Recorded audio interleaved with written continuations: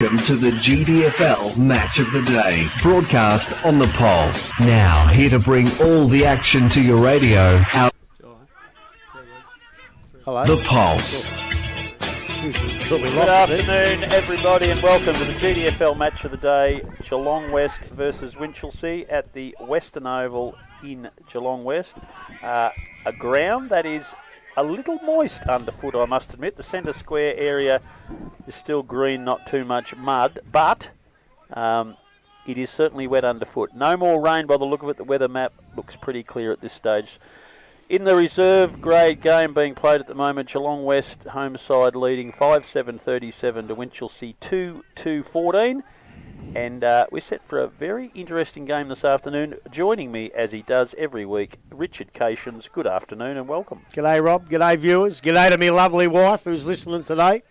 Really? Yeah, she said she was gonna. I'll tell you, she'll probably listen for about 3 minutes anyway. But yeah, g'day to everyone. And Dale Smith's in here, but he's not mic'd up, so we'll get to him later, the former Geelong champion. And what schoolboys cricketer too. Throw that in too, you idiot. Grubby, you found a couple of guests from the home side today, which we're looking forward to talking to.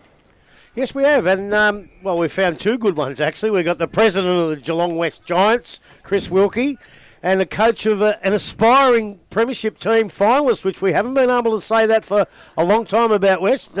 Mitch White, thanks very much for joining us. Thanks, Grubby. First question is I think, the most important question, right? I don't know whether you can win it or not, but you bloody well can't without a ruckman. Where's Jai Bone, for God's sake? Tell me he's not far away. We haven't had much luck in the ruck this year.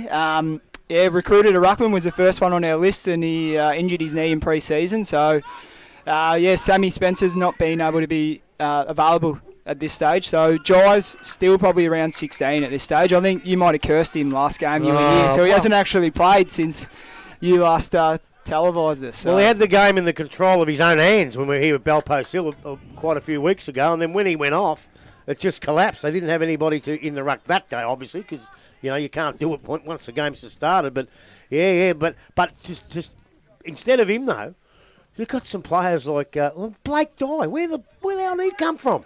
Yeah, Blakey's been in our system probably, this is his fourth year now, I think. But he last year with COVID, he was unavailable a lot of the time. So he's actually in a midwife or works in the birthing suite. So with COVID last year, really hard to be available every week. And yeah, he's a super player, Blakey. Very hard matchup. Well, that's because he's just as good on the deck as he is in the air. But the midwife, I don't think I'll be needing him very shortly. But Mitch, he did tell me, I interviewed him for the record a few weeks ago, and he did say he had some problems with rheumatoid arthritis, which he struggled with through a couple of years, and he lost passion for the game. But once he got fit and started to really put the energy bit in, he's a super all-round player. He's strong in the air and attacks it hard, beautiful kick, good below his knees, just a perfect forward in this sort of footy. Yeah, hard people to match up on, and yeah, they're very hard people to get a hold of, so we're extremely lucky to have someone like Blakey running around. But he definitely had his health problems. I remember when he was going through the period where he had his rheumatoid arthritis, he was struggling to walk at times, so couldn't even train on a Tuesday, Thursday night, but still stuck around and miraculously found some medication which seems to have cured all that, and now we're starting to see what he can do. And Grubby, he's from Leachville,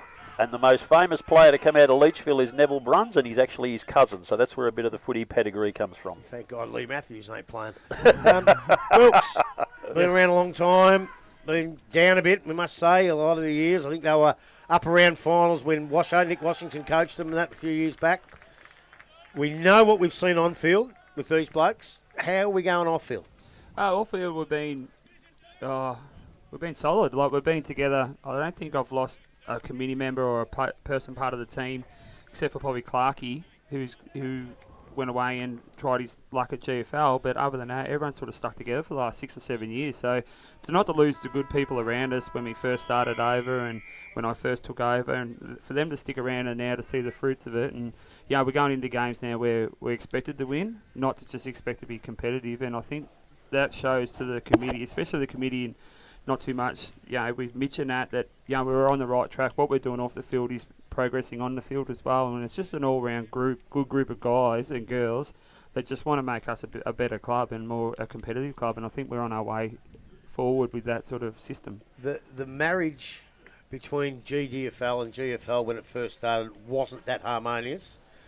What about now? How do you get on with all the GFL presidents and all that sort of stuff? Yeah, at first it was like you're moving into someone else's house and you didn't know where the bloody forks were or the knives and in the kitchens and all that sort of stuff. So it did take a while for us to sort of get a head around what was going to happen. And I think everyone was just trying to find their spot within the venture of how it's going to work, because in the end you didn't want to come there and just sit there and argue with everyone, because it's not going to work. It then fills over to the players and the supporters, and they're looking at and they'll be second guessing whether they're going to hang around the club or maybe go elsewhere because we couldn't get it right. So there's certain people that did leave the club, and different people have come in with different ideas and sort of been more of a club orientated than more of a that's a GFL area and that's a GDFL. It's been more of a club orientated figure now that we're trying to work with. And I think moving into the new rooms where we all moved in together and we all put everyone was all on the one side, I think that's the start of what's going to be a very, very successful time for the Geelong West Giants. Probably the most important question of the day. I listened to Hashtag this morning. They put shit on you a bit about afternoon tea. Have we got afternoon tea today, mate? Yes, we do have afternoon tea. I even put an extra tray of sandwiches just for you there, yeah, Grub. Little beauty. Quick one for you, Chris, on that same theme. I can't think of a surname, and I'm embarrassed. Jess from your netball team and Blake Dye chatted them both for the record, and both of them mentioned how great it is around the club, the atmosphere off the ground and the interaction between football and netball. And I guess for you at committee level, that's a really important part of your club as well. Yes, and especially this year, we've had a bit of a transition with the netball side, with Emma Carkett coming in and coaching the A-grade team, and a new probably 10 or 15 netballers to come in, and to hear them to speak the way that we're going about with the netball and football, I think that's a good thing for the club moving forward, especially with the new people at the club. That means that they're going to stay, and I think the way to build a club from bottom up is, as long as people stay, you can build with people. If people leave, you've got to replace them first before you can even start building. So, it is a bit different with the netball. They are struggling, and we're not lying about that. But I think I say all the time at half time is, let's see how the results are at the end of the year towards win or lose losses. Mitch, when we saw you last, you had come off a string of pretty solid wins against the bottom section teams. You come up against Bellpost Hill, and Justin Tarr said to the group, this mob haven't really been tested. If we can keep with them, we can pressure them out of the game. As it turned out, that's exactly what happened. Now, the draw's helping you to get set up. It looks from the outside that you probably finish top 3 if you do the right thing, but how are you going to balance that lack of really tough preparation going into the finals? Have you got some changes to your training maybe that you might do during that period?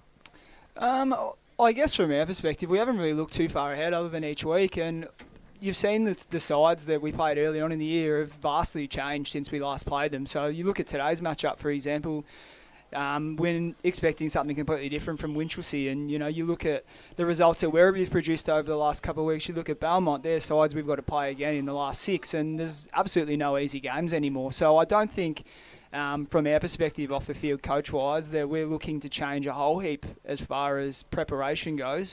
We can only prepare the best way we can for who we play each week, and to be honest, our game style doesn't really change whether who we're playing. You do have to adapt certain aspects to it, but I would say that, the way that we're going to approach things is to control what we can, and that's our preparation. That's how we look to attack the game, and if we do those things right, the results look after themselves. And I guess the way you approach each game is, you want to get the best out of yourself on that day. Yeah, and on that day too, there was a real... they sort of had the edge around the ball, and maybe that lack of ruckman to help you out, but the longer the game went, you weren't able to get the clearances, which are important. They would. So I guess that's got to be a focus for the next little while, because you're coming up against sides in finals that are really strong in the clearance area. Yeah, and I think we probably addressed that pretty quickly after the Bellpost Hill game to see the way we responded the next week against East Geelong. They've lost 2 games for the year. We can have lapses, and we're going to be a side that is going to have lapses. We're still finding our feet and where we sit within the league, and it's been a slow build to get to where we're at now. But to sit, 12 rounds in at 9-3, I'm sure anyone would have taken that at the start of the year. But like I said, you can only beat who you've got to play each week, and you can prepare for who you're playing. And there are going to be things that don't go right every week, so you've got to address them. And the week against Bellpost Hill, there were definitely things that we didn't do well, and I guess the sign for me that shows that we're a building side was to be able to address them and then arrest that really quickly against a side like East Geelong and produce what we did the week after. So yeah, there's going to be times when we don't get everything right, but it's about what we do in the next contest or the next opportunity we get to rectify that. So we're obviously playing a lot better since you got rid of Clarkey. He's holding you back, obviously, a bit. Wouldn't say that. Well, he's done nothing at Grovedale. Him and Fraser. Lucky they got St Albans and Lara in there, or they'd be on the bottom. But how far away, outside of Jai Bohm, how far away are you from your best possible 22 with what we'll see today? We've still got a couple out, so we've lost a couple. Paddy Dwyer's actually ill and has pulled out this morning, so Podgy Carroll will come in for Paddy Dwyer. We have Alex Hahn unavailable today, so he's probably in the mix to pop back in. But outside of that, we're looking okay. Obviously it hurts when you haven't got a big fella out there to plonk in the middle and ruck, but we've got a few different options that we'll try today, which I'll wait for 2 o'clock for you guys to have a look at. But we've got a few different options that we think will surprise a few teams in the last few weeks, ruck-wise, that we think will certainly hold us in good stead. Well, he's a big loss when you haven't got a tap ruck and winning the taps. Hahn's very strong at the contest underneath the ball against Inverleigh, especially the first half. He was terrific. So he's a pretty big loss too. But he is, and look, we replace him with Tim Brown comes in as strong-bodied on bowler, and we bring Jake Mowat in as well, who you guys wouldn't have seen at this stage. Nah. He played in the first couple of weeks, and he's just an absolute animal around the footy. So. Yeah, he probably is a like-for-like replacement for Alex, but you potentially bring Alex back in and then you have those guys in the side as well. The midfield starts to look really strong. But we've got a really good mix of young guys in there as well. Your Tom Burke, your Curtis Hoare, really good young kids that have come along a long way this year, and they're a big reason why we've been able to improve. Tell me you're not going to play Michael Lever in the ruck. You'll have to wait and see, Grub. Speaking of, I remember the last game you did produce, I think he was a regular defender, but a skinny young kid that played in the ruck in the second half a bit that day and looked really promising. It'll be Reece Ginn, and he's actually rucking out here today in the reserve. So points have been his issue, and we've got a few problems with points in wanting to get some of the guys in, and that's probably shown once we've had a full list, the reserve results, the way that they've been able to turn those around now. The 2 squad is extremely strong as well. So we're really happy now that we can rely on sort of 35, 36 guys on our list, which we haven't been able to do in the past. And I think to be able to do that, to be a good side, you need to have a squad of 35 that you can rely upon. I was going to say, how much different is it you as a coach not to have 18 magnets on the top right-hand corner of a Thursday night, which you've been used to for years? It does make a difference. It certainly makes a difference. But, you get curveballs thrown at you each week, and we've had them pretty much every week, whether it's COVID, whether it's sickness, injury. You just got to roll with the punches and do what you can. Let me ask you both, from both different perspectives. There's a lot of people reckon Inverleigh and East, that'll be the grand final. Right? West might be all good next year and all that sort of stuff. How close can you go? Can you win it? I don't know why we can't. Well, that's what I'm asking. Well, we're not here to make up a number. Well, that's what I'm saying. Yeah. I don't think anyone goes out there expecting that they're going to lose every game. And, we've shown that our best can certainly match it with anyone. You beat East. Yeah, and look, we've had our lapses along the way. Look, there was probably 2 quarters against Inverleigh where I haven't seen a side play that well in GDFL that third quarter was miraculous. Oh, look, we tried everything, and we talked about it as coaching staff. Like, sometimes you just have those quarters as a club, and I spoke to Buck after the game, and him himself said, I've never seen us play that well. They haven't. And look, sometimes it happens, but at the same time, it can go the other way. All it takes is one bad quarter from one of those sides, and you get the opportunity to beat them. Yeah. So... we're not here to make up the numbers, and we're here to have a fair income crack at it. Well, tell you what, if you do make it, you'll be strutting around St Albans Wilkes. Hopefully not in those pants that need a bit of darn and get your missus on them, but that'll do for me, boys. In the trackies. On that same theme of grubbies, though, while you are focused on winning, Chris, you've probably got a longer view about building the club so that you can get back into the days when you're going to be strong every year rather than just be a hit and miss. And you look with the youth here, it looks like you're building that type of group. You can see in the reserves today we've got 3 or 4 under-19 kids who've just finished playing over at Joey's coming over and having a run with us today because we're a bit short in the 2. So, definitely got a lot of juniors over the next 3 or 4 years that are going to come through the club, either GFL or GD, and that's just going to put us in it's going to push us that far forward, it's going to be unbelievable. Like, we're going to be telling blokes, unfortunately, you can't play, or some of the older guys, because these kids are just going to come and push them out, which is fantastic for the club and fantastic for us moving forward, because you rather tell guys that unfortunately you can't get a game, or instead of on a Friday night you're trying to ring guys because you've got 10 or 12 or 14 guys. So I think in the next couple of years you're definitely going to see us be a lot more competitive and a lot more for the duration of the year. And a couple of important things too, if you're producing 1-pointers coming in from your junior system, plus you keep your 2 and 3 pointers, you keep them, so next year they drop one, that allows you to go and do a bit of shopping. Yeah, for sure. And unfortunately, I don't know how it's going to look, because some of the kids with the changing of the age didn't get their second year in under 17s. They've gone up to under 18s or come back down. So there's going to be a bit strange trying to get numbers and points and that. So we're going to have to reassess that at the end of the year, because some we think might be 1, might be a 3. So, but we're going to take them any day of the week if they're going to be a 3 or a 1. So. Yeah, it's a long. We'll have a discussion at the end of the year about the point system and how well, helpful if it you is. win the flag, second or third, they're going to take a couple off you, aren't they? Yeah, we're expecting to lose points. I assume Mitch will be straight onto that, going, right, we can't. That's why we try to get, I think you see Harry Smith running around now, because we just try to get him his points down. Like, unfortunately for Harry, if he didn't play for the rest of the year, he's a 1-pointer next year, but now he's a 4 because he played. Like, but are you cheating? Have you got a few bodgies there with points or not? I wish we did. Yeah. Harry make a selection. Harry Smith from Bell Park? He is, yes. Yeah, so he's playing, and that we just don't see we can't understand it. Like, we thought he'd be a 3, but they come back as a 4. He hasn't played at all since 2019, and he can play. Yeah, so, and the guys from Bell Park said wait for a couple of more weeks, and his 3rd week now. They reckon he's going to be really good for us moving forward. His old man is a Winchelsea premiership player. There's a bit of trivia for you. Mitch, you're a Twitchy, you need to go. Yeah. I suppose the recruiting side of it, coaches these days tend to start recruiting a long time before the final side of the year. Have you got a bit of an eye on possibles for next year already, without names, of course? Yeah, we have got a short list of who we'd like to approach, but I guess it's really hard to do that unless you can retain your list, and we've been really strong on wanting to retain what we have first of all, so we've got a base to work from, and I guess that's how we've been able to build what we have. You can bring in the high pointers, but if you've got a high turnover of them, then there's no point bringing in high pointers every year. So we're really important that we recruit the right people as well, and we've been able to do that over the last few years. The guys that carry 3-4 points that now sit as 1-pointers, you look at Justin Carey, you look at Josh Viney, you look at Tom Burke, these guys that have come into the club that carry points. Look at Mick Lima that come as a 5-pointer that now is a 1-pointer. So really important that you retain what you've got, and then that's probably our focus over the next couple of weeks for Wilkes and I, and we're really confident that we shouldn't have any dramas around that side of it. And then we certainly look to have a look what we need to get ourselves better again. Excellent, guys. We'll let you go because Grubby's got to do a I'm looking deep for Ted analysis. Wallace. Number 7, he's mate. there.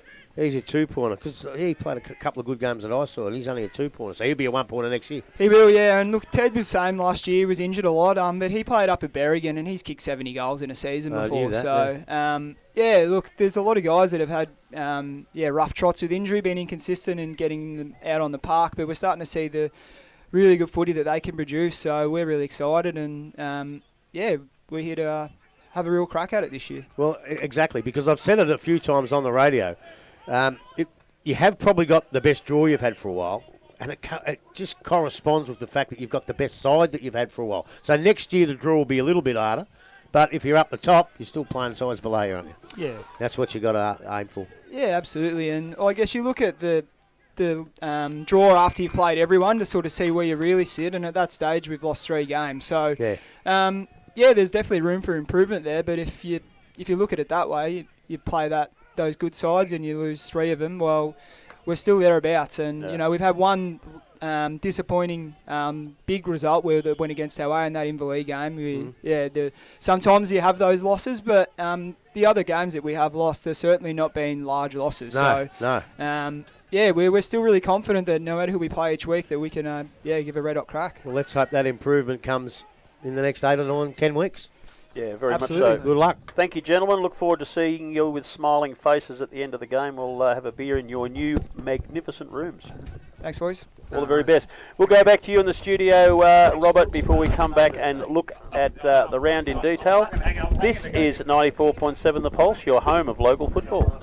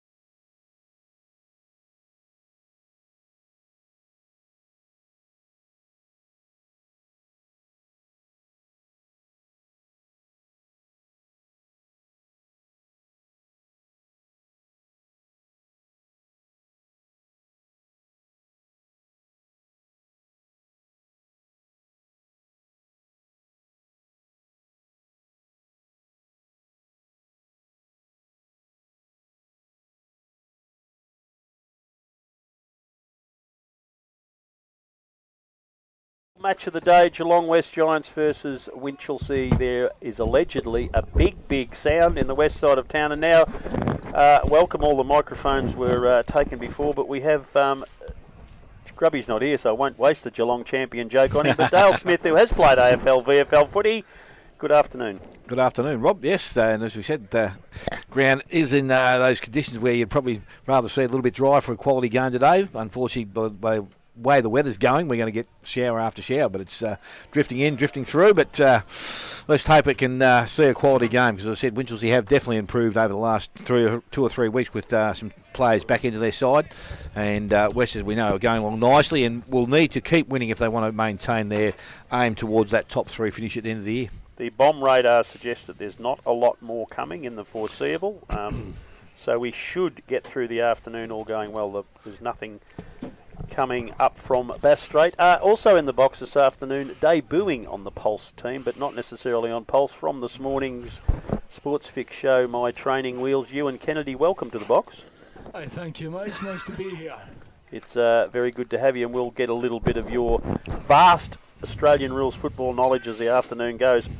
But Grubby's back. Grubby, a big round of matches. They all look like easy results to pick. The biggest chance of an upset is Belmont Lions heading to Bellpost Hill. They surprised Thompson last round. Are they up for 2 surprises in a row, do you think? Not the way they've been playing. They've been up and down. Like must have been pretty good to beat Thompson, and they were terrible against Werribee. I think Bissell will be shaking his head at that one. But if they bring the Werribee game, then no, they've got no chance. But if they bring last week's game they can push Belpost Hill, but it's just too important for Belpost Hill. Yeah, that's what I was thinking, that it probably almost not assures them of a final spot, but it's going to be awfully hard for Thompson to get above Belpost Hill now after that shock loss last week. They've really put some pressure on themselves. Yeah, well, I disagree. I still got a theory that Winch can make it. There you go. Yeah? Yeah. Well, we'll know it up past 4 this They afternoon. have to win today, and they have to beat Thompson. They can drop the Bannockburn game, because I've got a funny feeling Thompson and Belpost Hill will lose 3 in a row when they play Eastern Inverleigh and all that. They can lose 3 games. And they're only 2 games out, Winch. So the way I looked at it, they have to win today, right, and they have to beat Thompson. Next week, Belpost Hill play Thompson, right? They need Thompson to win that. If Belpost Hill win that, then they'll finish maybe on even points and percentages miles back. But if Thompson win it, Thompson then play East Banno and Inverleigh. If they don't win any of them games, they could finish on 40. So Winch, they win today, they'll beat Anarchy, they have to beat Thompson, they can drop Banno and beat North and Werribee and finish on 44. Right? Funny game, football. Yeah, and then Belpost Hill, they should beat Belmont, then they got the Thompson game, then they've got East, Inverleigh and West last. So they could finish on 40 as well. So Winch mathematically can make the finals. I'm not sure they're good enough to win today and to beat Thompson. But if they do, they're going to give it a real shake. Well, I know internally their confidence is really up, and that's important. They probably would have come to this ground in the past, at this stage, and not really had much confidence. But interestingly, over the years, these two sides have had some really close games. They've had a couple of draws, and I know 3 other games less than a goal either way. So they're notorious for playing tight games, no matter the ladder position. Well, yeah, and the reason I thought about that was the fact that, Belmont beat Thompson last week. And I thought, wow, that's put there. And they've got some injuries too. Sammy Jack has got a crook back. Brent McLeod, who's one of the greatest players the league's seen, he's torn the hamstring off the bone. Mitch reckons he'll be back grand final day. Well, guess what? I don't think they're going to be there. I think they'll need him. So that's what tells me that. But they have to win today. They really have to win today. And if they can't win today, well, they obviously don't deserve to be there. They've still got a couple of players out too. Jackson Smith out, I hate, because he's a real good player. I'd love to see him here today. But I was looking through the side. They have got 3 or 4. Foss was one that was really good when they played Corio. They'll certainly miss him today, but they have some new faces that have been impressing. You haven't seen Tom Stevenson, and the other bloke that Butch Shaw's really upbeat about is Lockie Kendall. I don't think we've seen him, but they're 2 midfielders that they didn't have last game that will be out to impress today. So, I hope they go really well. Dale, can you see Belmont Lions doing double upsets and knocking off Belpost Hill today? No, not if they're playing at Belpost Hill. Is that where they're playing? They're up at Bel? Yeah, no, look, as I said, Belpost Hill, as I said, now they've got too much to lose. And I think with games like this, if they wouldn't even consider throwing it away. So they'll be working pretty hard to make sure they get on top very early in the game and keeping Belmont Lions on their back foot. I know that was it a couple of years back we had a game up there. We watched that game and they tested them pretty fit for much of the game, didn't they? Yes, they did. Belmont Lions. So, Jubba's out of the side, but Belpost Hill have also lost one of their players, I think, during the week through suspension as well. I saw in the paper there at one stage. So, Jubba's pretty important to their back half, so whether they can replace him. But there's a new player in there, Grab. Do you know what his name was? Oh, I can't remember it now. I haven't got it in front of me. Hasn't got the alphabet with you, mate. That's all right. But, yeah, look, as I said, Belpost Hill for me will win the game of footy. Grubby, your mob, Werribee, have just been sneaking along reasonably well. They've got a big task at East Geelong today. Any chance? No, I don't think so. They've actually been, as you say, sneaking along. They've actually been playing okay without getting their players back. And I think that's a good thing. Like as I said, they've tried a couple under 18s. They've gone back. They've tried 316s, and they've played pretty well. I just think if they got all their players back and done it, you'd say, oh, fair enough. But I think for the future, to be able to do that with these kids and play a bit better. But I think East Geelong are the equal best side in the comp, and I think they'll be far too strong for Werribee today. They all round the ground. They're well organised. They're well coached. They've got experienced players. They've got quick players. They've got possibly the best ruckman in the comp, and probably the best group of juniors I've seen there for a long time in Mulvale, both of them. Crombie, Menzies, I don't think he'll be playing today, but they've got a good bunch, a real good mix all over the ground, and they'll be tuning up now, and they'll be too good for Werribee today. Yeah, you agree, Dale? Yeah, totally. I think they're going along pretty nicely, East Geelong, at the moment. They don't need to do a lot to win the game of footy, but they'll make sure that they do, because as I said, Rugby speaks about it all the time, unless you can finish in the top three, it makes it really, really hard to win a premiership, and I reckon their level of footy. So they'll be doing everything possible they can to stay in that top three, and today, at home, they will beat the Werribee side. While Larrix is warmed up, Dale, North Geelong have only kicked 6 goals in the last 2 games of footy, and they've got to go to Inverleigh today. That's a big ask. Yeah, I don't think they're going to be kicking 6 again today. I honestly don't. As I said, Inverleigh are going along pretty nicely. They're getting players back at the right time. They've still got, I think, Manganelli to come back in. Condi's still got to come back in. I think Circuit's actually playing in their reserves today, their first time for a while. So, he would, I would think, in a couple of weeks' time, be another bloke that will be pushing for senior selection. So, their senior side they've got at the moment is okay, and they've still got some options with Groz out now when McEwen Walsh is out. They just have that backup brigade, similar to what the West boys were talking about before. They can call on players to come up and fill spots and do the job that's required. So they'll be going pretty well out there in Inverleigh, and they'll win the game comfortably. It doesn't matter what the conditions are out there, they'll win the game very, very easily. Grubby, how dangerous is a game like this for Inverleigh with their players who were so good last week against really strong opposition? Do you just get lazy and stop doing the important things? Who are they playing? North Geelong. I just don't think North are at that level to... I think they can be lazy and still win, put it that way. Oh yeah, they'll win, but You know. just creating bad habits by being lazy, knowing that you're going to win. Depends what they do. If Dion's on the bench, they won't be getting lazy. Yeah, I can tell you. and He with was away Buck- last week. Where was he? I don't know. He was holidaying in Queensland. Was he? Well, if he's back, there's no chance that they'll be drifting in and out of consciousness today. No, and I don't think Buck will allow that either. But they might rest a couple and take a few off the ground a bit more times. But no, I don't think bad habits will be a worry there. And they've got... the big bloke's they out go to for the Werribee year, the though. week after, so they won't want to be lazy down there. Big bloke's out for the year too, by the looks of it. McEwen Walsh. Yeah. He's gone for the year. And Groz. Groz has got a medial, might be 6 weeks, and McEwen Walsh has done his I think he'll come back, Groz, but not big. No, he's what do you gone. call him? Cadman McGregor or something, you call him. Kevin Walsh. Yeah. We've done Another bloody Belfast Hill Scotsman. and the Lions. Corio are hosting Bannockburn. Bannockburn will be smarting after last week, so look out the Devils, I reckon. Yeah, I would have thought so. I didn't see any teams again like I do most weeks. I don't buy a paper anymore, and it's not in the paper. So I don't know what changes they made at Bannockburn. I don't think there would have been too many. But Too many. look, they should win the game of football and again. They're in the same position now. They've got themselves back to 4th now. They'll desperately need to get back into the top position, top 3.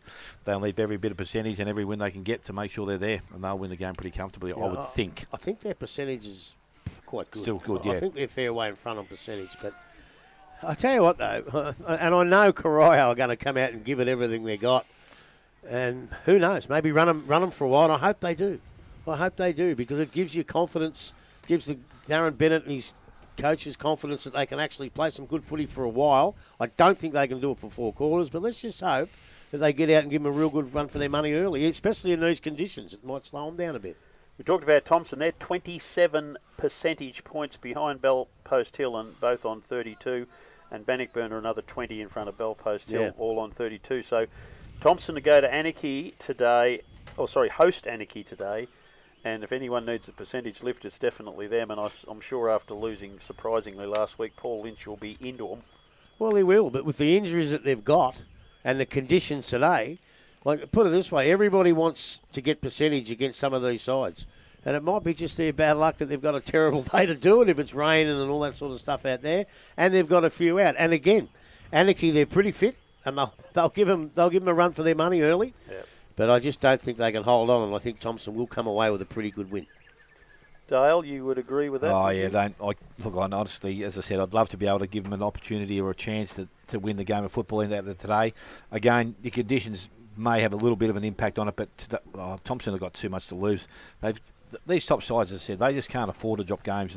Their game last week against Belmont was one probably out of the blue that they probably didn't think they were going to lose. Now they've done that. They put themselves in a really precarious position. They can't afford to drop another one. They won't drop this one. They'll win this quite comfortably. But again, they'll want to be on their smarts just to make sure they do things the way they should be doing. And Grubby has done the mathematics, and he said Winch can play finals. They have to win today, of course. I'm really looking forward to seeing how they go. Grubby, tell us, why do you think they will win today? Well, I'm not sure they will, to be quite honest. I mean, I know they have a few out, as I said before, Jackson Smith and a few others, and I'm not sure they can. Matter of fact, I'm actually tipping West, but Winchelsea, if they can produce the best footy they've played, they came back and only got beat by 3 goals against East when they were getting flogged. They beat Belpost Hill at Belpost Hill. They had some really good wins and played some pretty good footy. But I just think West they've turned the corner. I hope we're not the scourge of them, because every time I've seen them play, they've been terrible. They were poor against Belpost. They got blown out of the water in the second half against Inverleigh. And somehow, and I don't know how in the middle of it, they beat East. So hopefully they bring that form with them too. But as I say, Butch Shaw, funny man, Butch Shaw. He never gets overconfident, but he just gives you the idea that he is confident, but he doesn't come out and say it. He's got all these. I talked to him about maybe making finals, and if they could beat a couple of these sides. He said, I hadn't even brought that up yet to him. He said, just go and play footy, and if they can play their best footy, it could be a ripper of a game.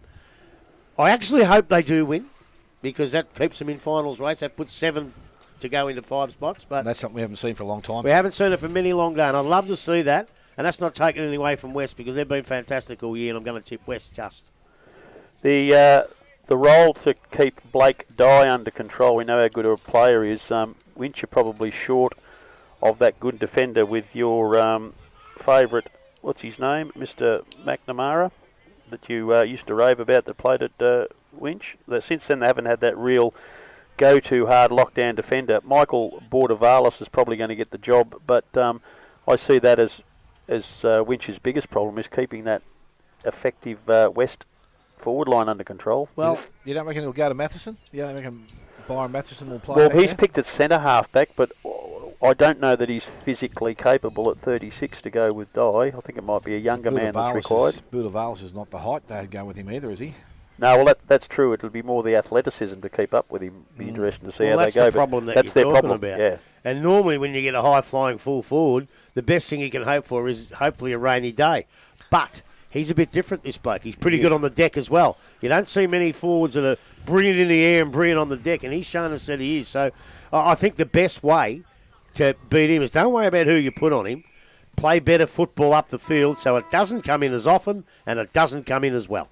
The only bonus that West have got today is I don't think Winchelsea got a big ruckman either. So, no. Again, that's probably going to be the only thing that... Tom Henry, is he playing the ruck, is he? No, Henry usually plays in the forward line. But I think he actually might have played there at some stage, Grub. He might have a jump in there. But I don't know who else they play. So, do you know, Rob, who their ruckman will be? They've pinched hit with Caleb Brown at times, but they won't want to be using him in there for the reasons you were saying about don't play Lima in the ruck. Yeah. You don't want those sorts of players going up. And I think they might both coaches might look at it and call the ruck a nil-all draw and just really focus on their clearance players to make sure they're reading it off the pack, because we're not going to see a dominant ruckman today. No, well, that's where we'll miss Alex Hahn, because he does read it off the pack, and when he doesn't, he just steamrolls through and bowls a few over. But I don't know. It's a bit of a worry, because this Jai Bone, they need him so bad. They really, really need him. He's still 3 weeks away. So. Yeah, I know. And then you've only got, 3 to go. So, Brad McKenzie is the name I was thinking of. Brad McKenzie is the man that probably... he's not playing either. He's not playing. So that's the one I was looking for. I said McNamara, but I was thinking the Belpost Hill bloke. So that's going to be a bit of a problem for them. Yeah, it will be. It will be. Without doubt. So it's going to be battle of midfields, and I know Winch is a lot better now than it was when we saw them earlier in the year against Corio with Alice is back. He's been kicking a lot of goals and doing a little, probably playing more as a permanent forward. But Tom Stevenson is a junior player at Winch that went to Birregurra, and Lockie Kendall, who Butch Shaw spoke highly of. They're the two that we haven't seen, and I'm looking forward to seeing them. That might be the difference for the Blues to get it into their forward line. Dale, any chance of Winch causing an upset here? Well, as I said, if they had a quality ruckman in their side, I would have given them a chance today. And having said that, they have improved their performances over the last month or so, and it comes about by, I suppose, getting some players back, Rob, which you've mentioned before. So, look, I'm not going to discount them, but I just think, again, Geelong West at home, with everything to play for to finish top 3. It's an opportunity for them to really consolidate themselves here, and obviously we'll finish the dreams that Grubby's just presented to us about Winchelsea trying to make into that top 5. But football can be a funny game. It can toss up some different results here and there. But I think today, for me, West will win the game, and only 3 to 4 goals. I think that's probably the margin I'll be looking at. Yeah, Harry Smith. Looking forward to seeing him.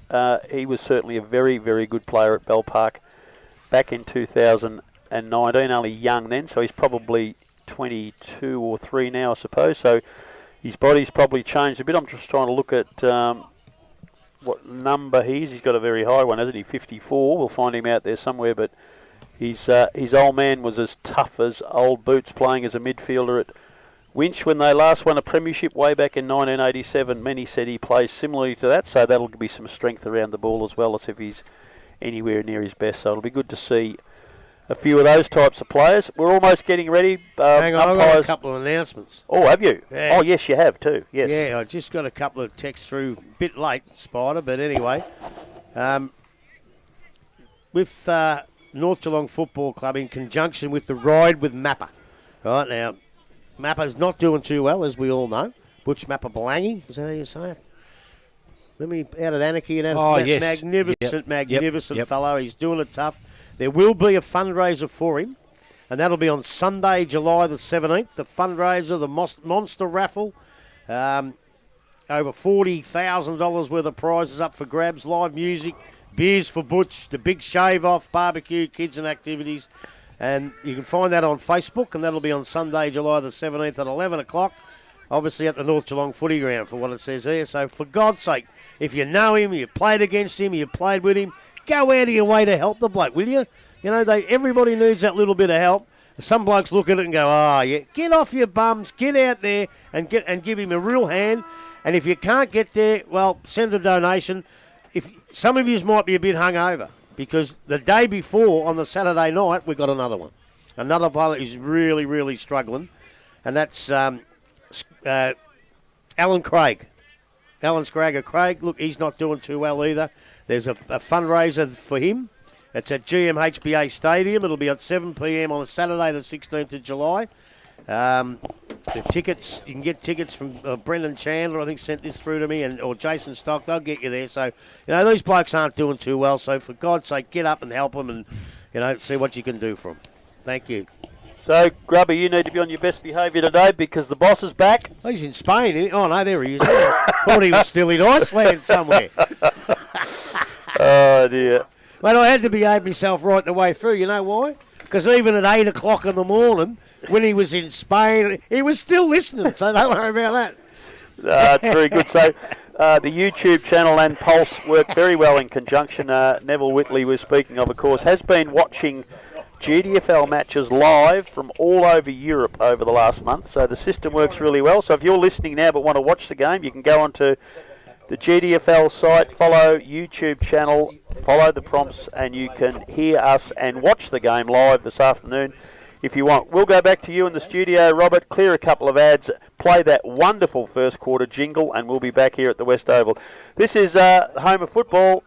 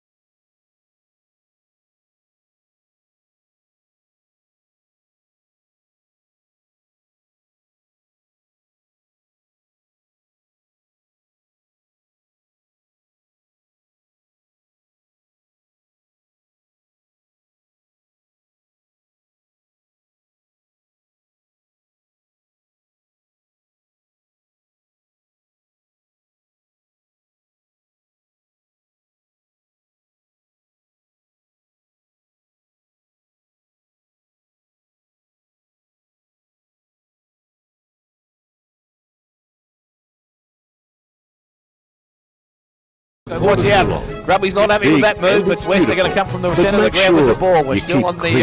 Caleb Brown picks the ball up. He goes out wide by hand. They pick the ball up on the half-back line. That's Chibnall. He goes back to their half-forward line again. Picked up from West. West now delivering the ball back towards centre wing. Mark is taken by Ian Alley. So Ian Alley, forward of centre wing, will have the ball for Geelong West. He's looking to go back into their forward line. Dye in front. Ball gets through the back of the contest. Going back, Matheson couldn't pick the ball up, couldn't bend over, a bit like me some days. Mitchell's tackles, and he is going to be a free kick going back to Byron Matheson.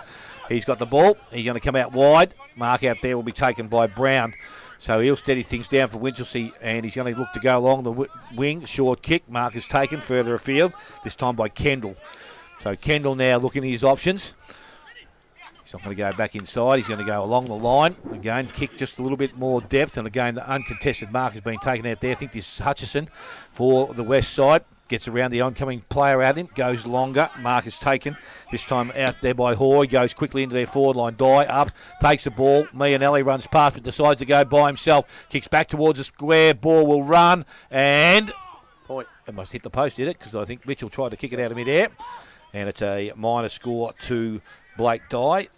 And one solitary point to West. He kicks the ball in very quickly. He goes to the other side of the ground. Half-back flank. Mark is taken. Winchelsea just maintaining possession out there. Again, player put to the ground without the ball, but over the top, the running player is Kendall.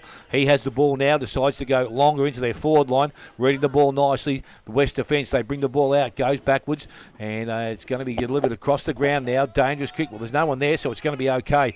So they've run the ball from the half-back line. They've taken it nearly back to the full-back position. And now they've got a player further afield. They bring the ball this side. Hutchison again goes back into the middle of the ground. They've done that nicely so far.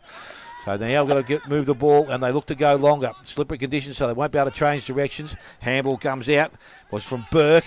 Now they put themselves under a bit of pressure, and the umpire says, yes, good tackle has been laid. Free kick going to the Winchelsea side. So from the half-back line, from centre wing, they kick the ball in. Goes towards the centre-half forward position. Tapped along the ground. Again, running away from the contest. Got him high. And was a little bit high. Umpire says free kick, and it's going to the West defence again. I can't see the number from here. It's a long way away. They move the ball nicely, and it ends up there in the hands of Ryan Gann. So he's going to go out wide. Kick is okay, so they maintain possession. So it's been a possession game from both sides so far. Ball goes back in, and a mark has been taken. And we just lived on the half-back line. So again, they look to transfer the play once again. They bring it across the ground. Mark is taken out here. It might have been Edwards that's got the ball now. He goes over the top to Ianelli. So they've got some space. Go towards Mitchell now. He's up in front. Good pair of hands, and he comes away with the mark. He now looks to go further afield. Going back, the mark is taken out there, and that's Reuben James. So James now. Good names. Back to the boundary line he goes. The mark is taken out there by Marnicky, and he again goes short. So both sides, even in these conditions, are playing a shorter game of football between the two half-back lines. And it's Kendall now. Number of possessions. He decides to go longer. Gans looks like he's read that nicely. He's going across. Actually, it wasn't Gans that time. It was Josh Taylor. So he was put under a little bit of pressure. Winchelsea with the numbers around the contest now. It's not going to come out of there. And the umpire will come in and we'll have a ball up. So 3.5 minutes into this first quarter. It is West. They are one solitary behind. And Winchelsea yet to score. This is... forward pocket for Widge. It's first real chance they've had to score. West defence have been in control when it's gone forward. Tap towards the boundary line. West to hand pass to Piers. Piers hand pass to a teammate. Misses him completely. We'll have a boundary throw in. About 35-40 metres around from Winchelsea's goal. They're 1 point behind. And we are on the Common Nafeen Hotel first quarter scoreboard here at Geelong West. The reason for that is they've gone in there terribly at the moment, Rob. They have indeed. So that's tapped out by Lima in the ruck, who's still causing Grubby a bit of nervousness down there. You don't want to see players of that ilk going into these contests, but the umpire's pulled a free kick out, and it's going to Winch, and it's Caleb Brown, their star, genuine utility player. He's probably played in 4 or 5 different positions already for the Blues. Wants to play midfield, but he's needed in key positions. Today he'll certainly be needed. Off the boot, right across the face of goal, and marking in the far back pocket. Looks like Justin Carey for the West side. He kicks across the face of goal, and finds a teammate in the other pocket. Back to, no, it's not Carey there, it's Slater, is it? Kicks across to the centre of the ground now. Winch came out, get a hand on it, but can't control it. Getting into the wettest part of the ground, right on the edge of the cricket pitch. A bit of mud developing. Ionelli pushes the ball forward, gets a little push in the back by Dunkley, and he will be paid a free kick. He'll get a chance now to put West into the forward line. He'll be looking for Blake Dye, no doubt, but he's found another shorter kick. And he's found a teammate there in Hoare. He kicks forward. Mark's dropped there by Wallace in the forward pocket, over the back of the pack. The umpire's waiting, and finally blows the whistle and will ball it up. So in a flash, the ball is now 30 metres from West's goal. He turned the opposite around end of the towards ground. the boundary, didn't realise it was coming to him. I don't think he knew it was coming to him. Yeah, so jostling for it's Henry and Lima. Lima actually gets the tap straight down, not getting away from the pack there at all. Coming through for Winch and grab is Henry. And the umpire said, you had it too long, son. And Geelong West have won the free kick. And it will be Mitchell, I think it is, has the ball. Braden Mitchell. He's been a very good servant of this club for quite some time, and he will have a shot from goal. 45-degree angle, and he'll kick from about 38 metres out by the time it hits his foot. First real chance for the Giants to get a major for the afternoon.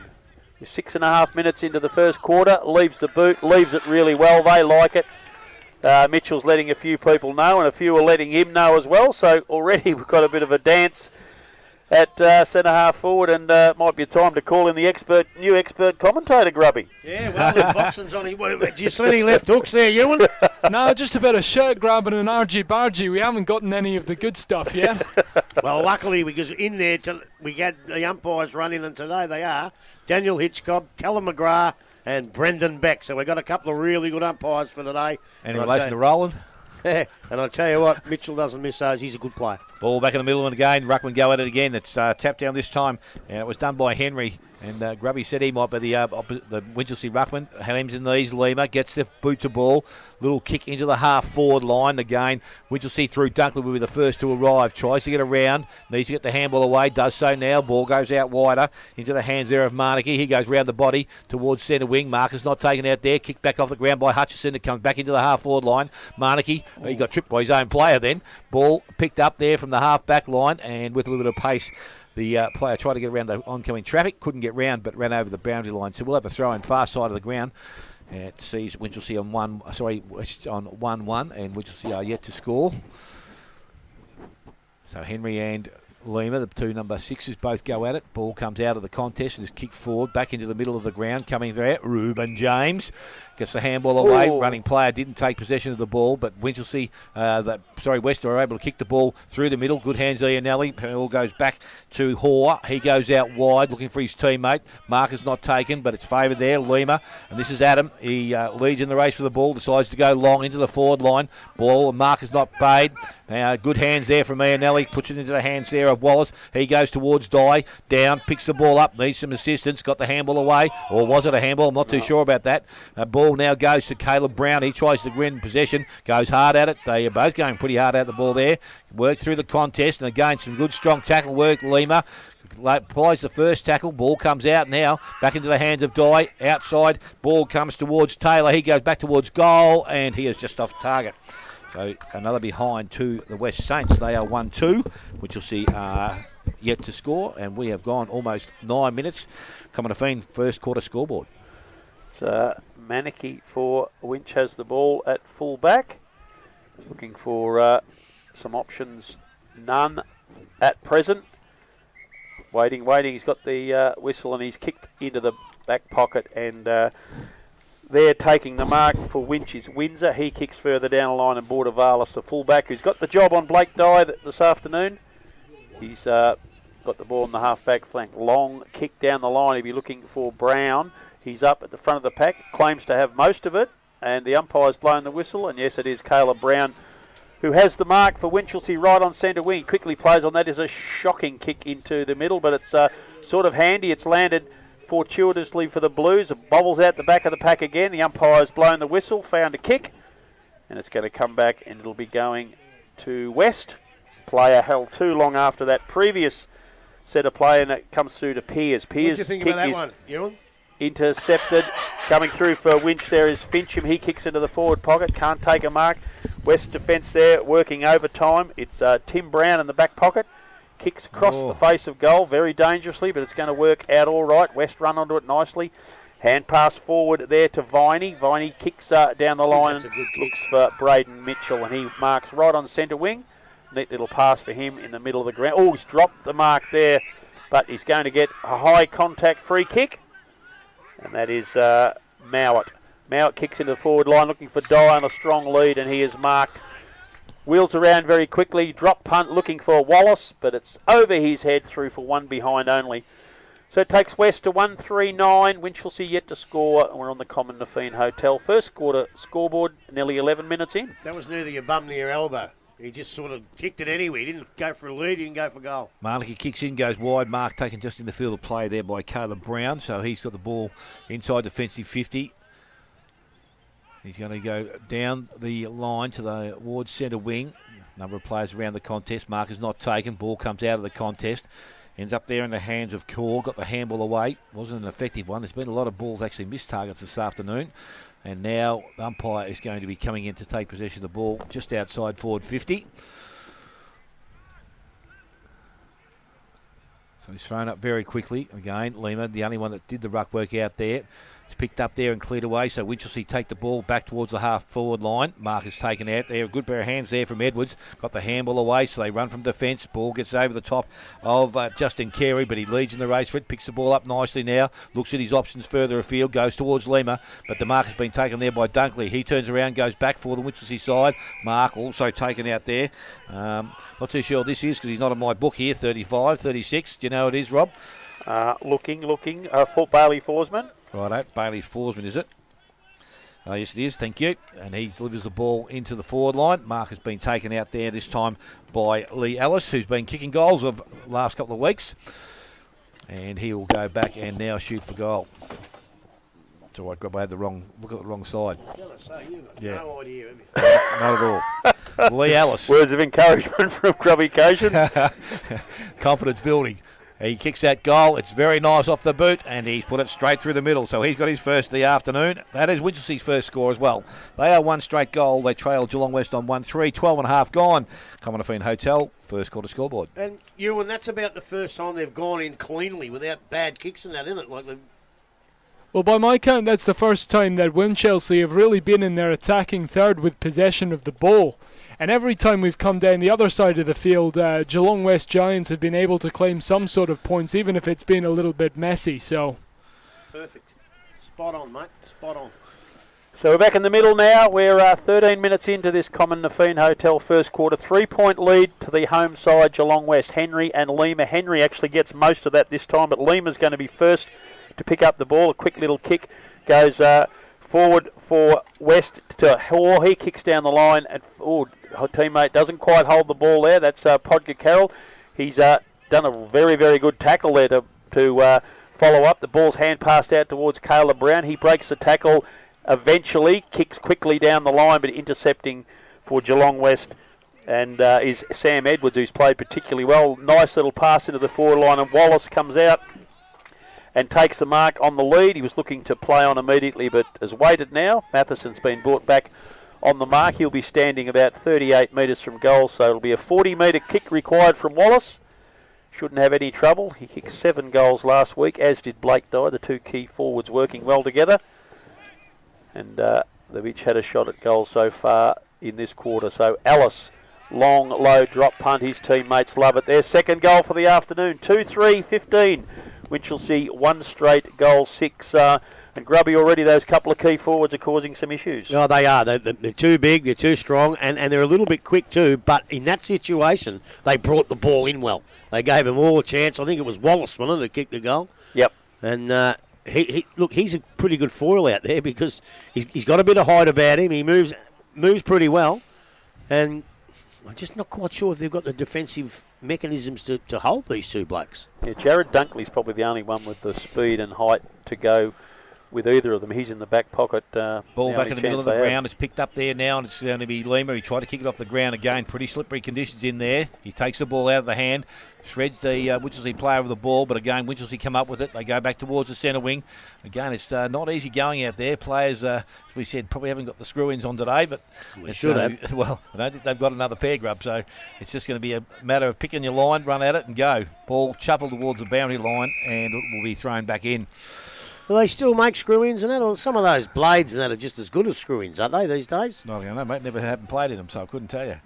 So ball thrown back in. Both ruckmen going at it once again. Tap down there this time.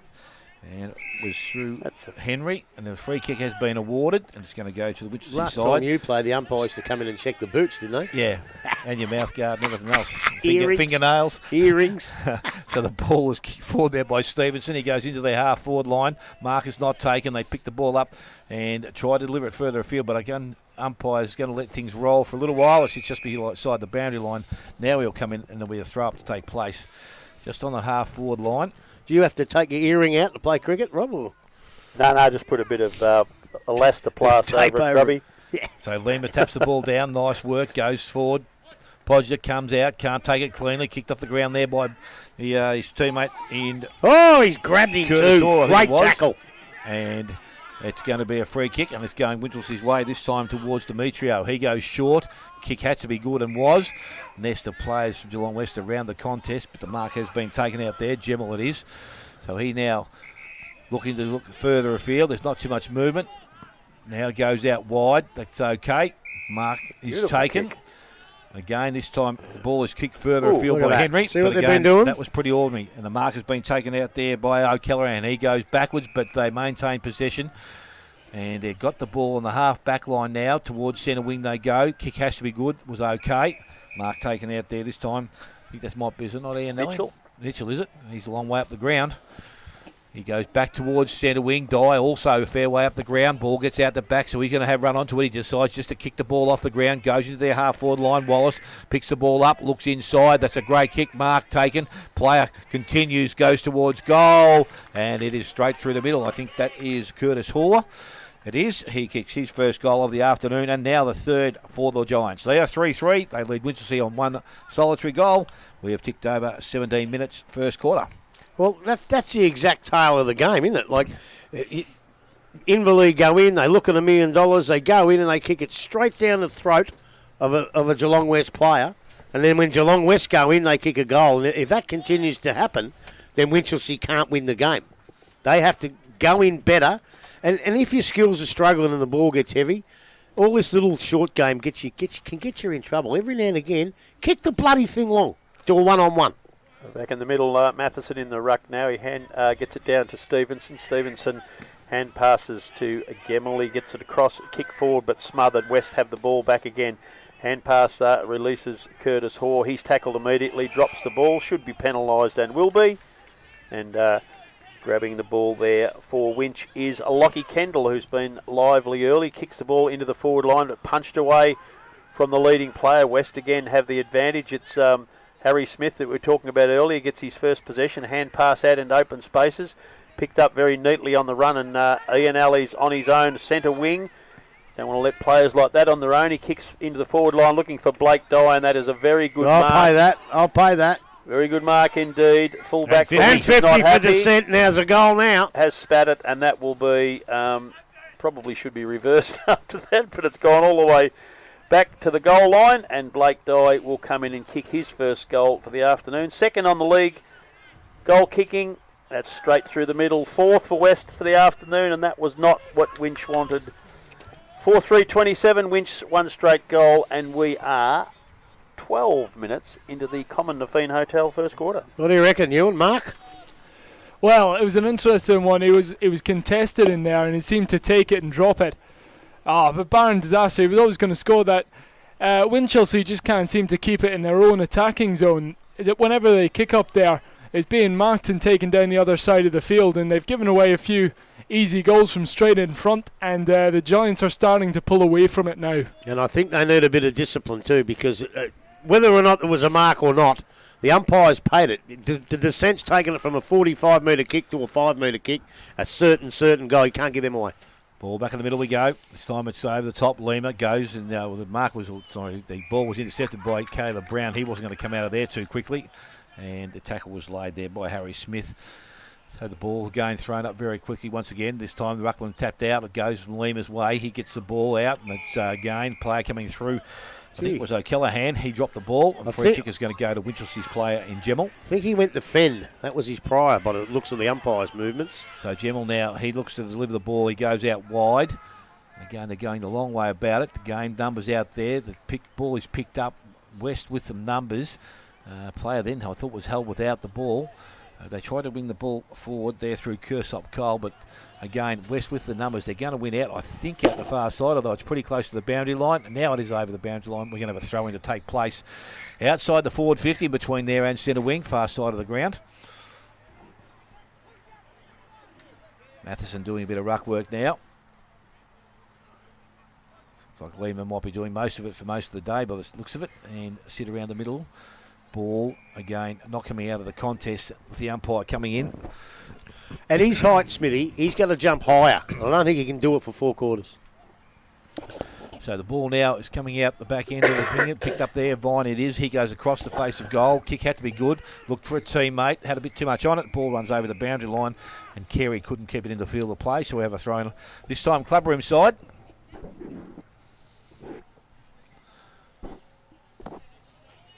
So ball to be thrown back in now by the umpire. Ruckman go at it. Ball is not going to come out of the contest once again with the umpire doing the right thing, coming in quickly. Taking possession of the ball. It's thrown up again. Taken out of the ruck contest this time. And that was by Forsman. Tried to get a handball to a player running to a position, or a better position. Again, the ball's brought back underneath the contest, and the umpires let things go. It's still in dispute, and the umpire said it's going to be a free kick. And I'm trying to watch the screen here as well. Must have been high, do you think? Yes, that's what he's paid it for. I think it's Lee Ellis again, I think. Yep. I think the ball should have already been balled up, to be quite honest. So Lee Ellis with a second opportunity here. And Michael Leam looks like he's going to have a spell. Oh, he has to. So Lee Ellis. Oh, it's a 50. What was that for? No one's run in the... It has to be the stand rule. Well, I don't think NL moves. Ryan Gans, I reckon, must have said something. It doesn't matter anyway, because Lee Ellis has got the second goal for himself and the second for the Winchelsea side. They are 2 straight, and the West Giants are 4 goals, 3, 22.5 gone. Commonwealth Hotel, first quarter scoreboard. Well, if it was dissent, then surely they learned from the other side's mistakes up this end.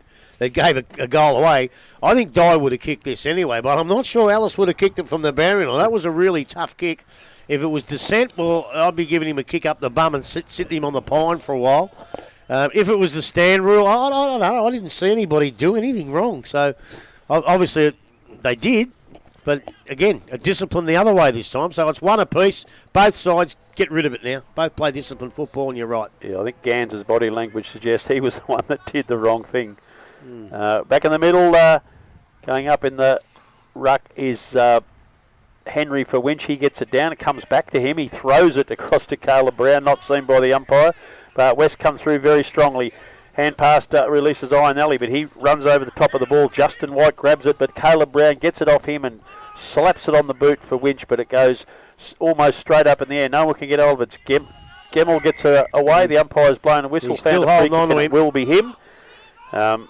Lockie Gemmell was held for too long, and he'll take the free kick for the Blues. He's on centre wing still, going to attack, and it's really important this next kick because this is the one that's let them down all afternoon. And he's found a loose player, and it's Tom Stevenson, another midfielder he's marked just short of true centre-half forward. Looking for an option. There's plenty of leads. He can't claim there's no movement. Just waiting for the right spot to kick it. He's found a short pass, and that is going to be Reuben James, who's marked probably on 50, kicks a bit further forward, and the sharp-shooting Lee Ellis, who's already got 2 goals for the afternoon. He kicked 8 last week. He has the ball again. He'll be kicking from probably about 40 metres out. He's on a 45-degree angle. Wrong side for a left footer, but he's kicked beautifully so far today. And Winch will be desperate for this third goal. 24.5 minutes into the first quarter. Leaves the boot pretty darn well. The goal umpire likes it a lot. Alice likes it better. His third and Winchelsea's third for the afternoon. And we have gone past the 20-minute mark into this first Common Nafeen Hotel first quarter. Well, I'll leave it up to you, mate. You saw what happened in the first few times they went in. They went in a bit different the last two times. Yeah, mate, and they've hoofed their way back into this contest with those past 2 goals because it was starting to get away from them there. Beautiful shot off the boot there from far out, slightly to the left of the posts as well. So well done there by Winchelsea to get themselves back into the contest with that one. So we're back in there. Viney doing some ruck work now, and it's working out of the middle of the ground. Going to be kicked along the ground and picked up there. Gemel got the ball, or didn't get a clean possession. Picked up, goes back towards centre wing. Marcus taken out there, and I think it's going to be Brown, is it? Maybe Mallett. Is it Mallett? Is it? Yep. So he's got the ball. Little chip up over the top. Mark will be taken out there. Piers looking at his options. Got one player running from behind the contest. Mark taken out there by Viney. He continues, goes into the forward line. That's a great kick. Great kick. And the mark to Blake Dye did not have to take one step different. And he'll go back and kick for goal. Silver service, Dale. That was. And I reckon he would have done a few from this position on the ground. So we've just gone over 26 minutes here, and the siren has sounded to end the first quarter. And Blake Dye will have a chance to get the Giants' 5th goal of the quarter. So he'll come in, 45-degree angle, a little bit worse maybe, but pretty close to where we sit. Seriously? What's he done? He ran off his line, he said. He took... really? Yeah. I don't agree with that either. But anyway, that's the final score for the quarter. It is 4-3 to the Giants and 3 straight goals to Winchelsea. Goal kickers for the home side, Dye, Mitchell, Wallace and Hoare. And for Winchelsea, their solitary goal kicker is Lee Ellis with 3. Take a short break. We'll come back with summary of the first quarter here from the Geelong West Oval. You're listening to 94.7 The Pulse, your home of local football.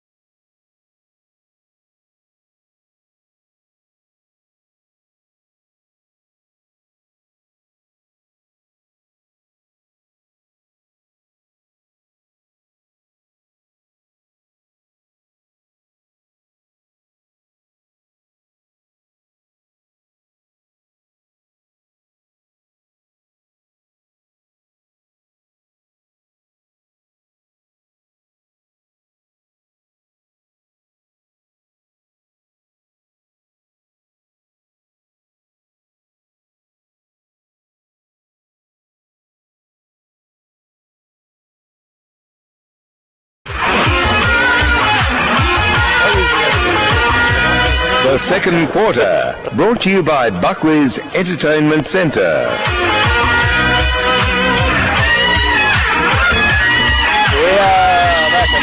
West Oval.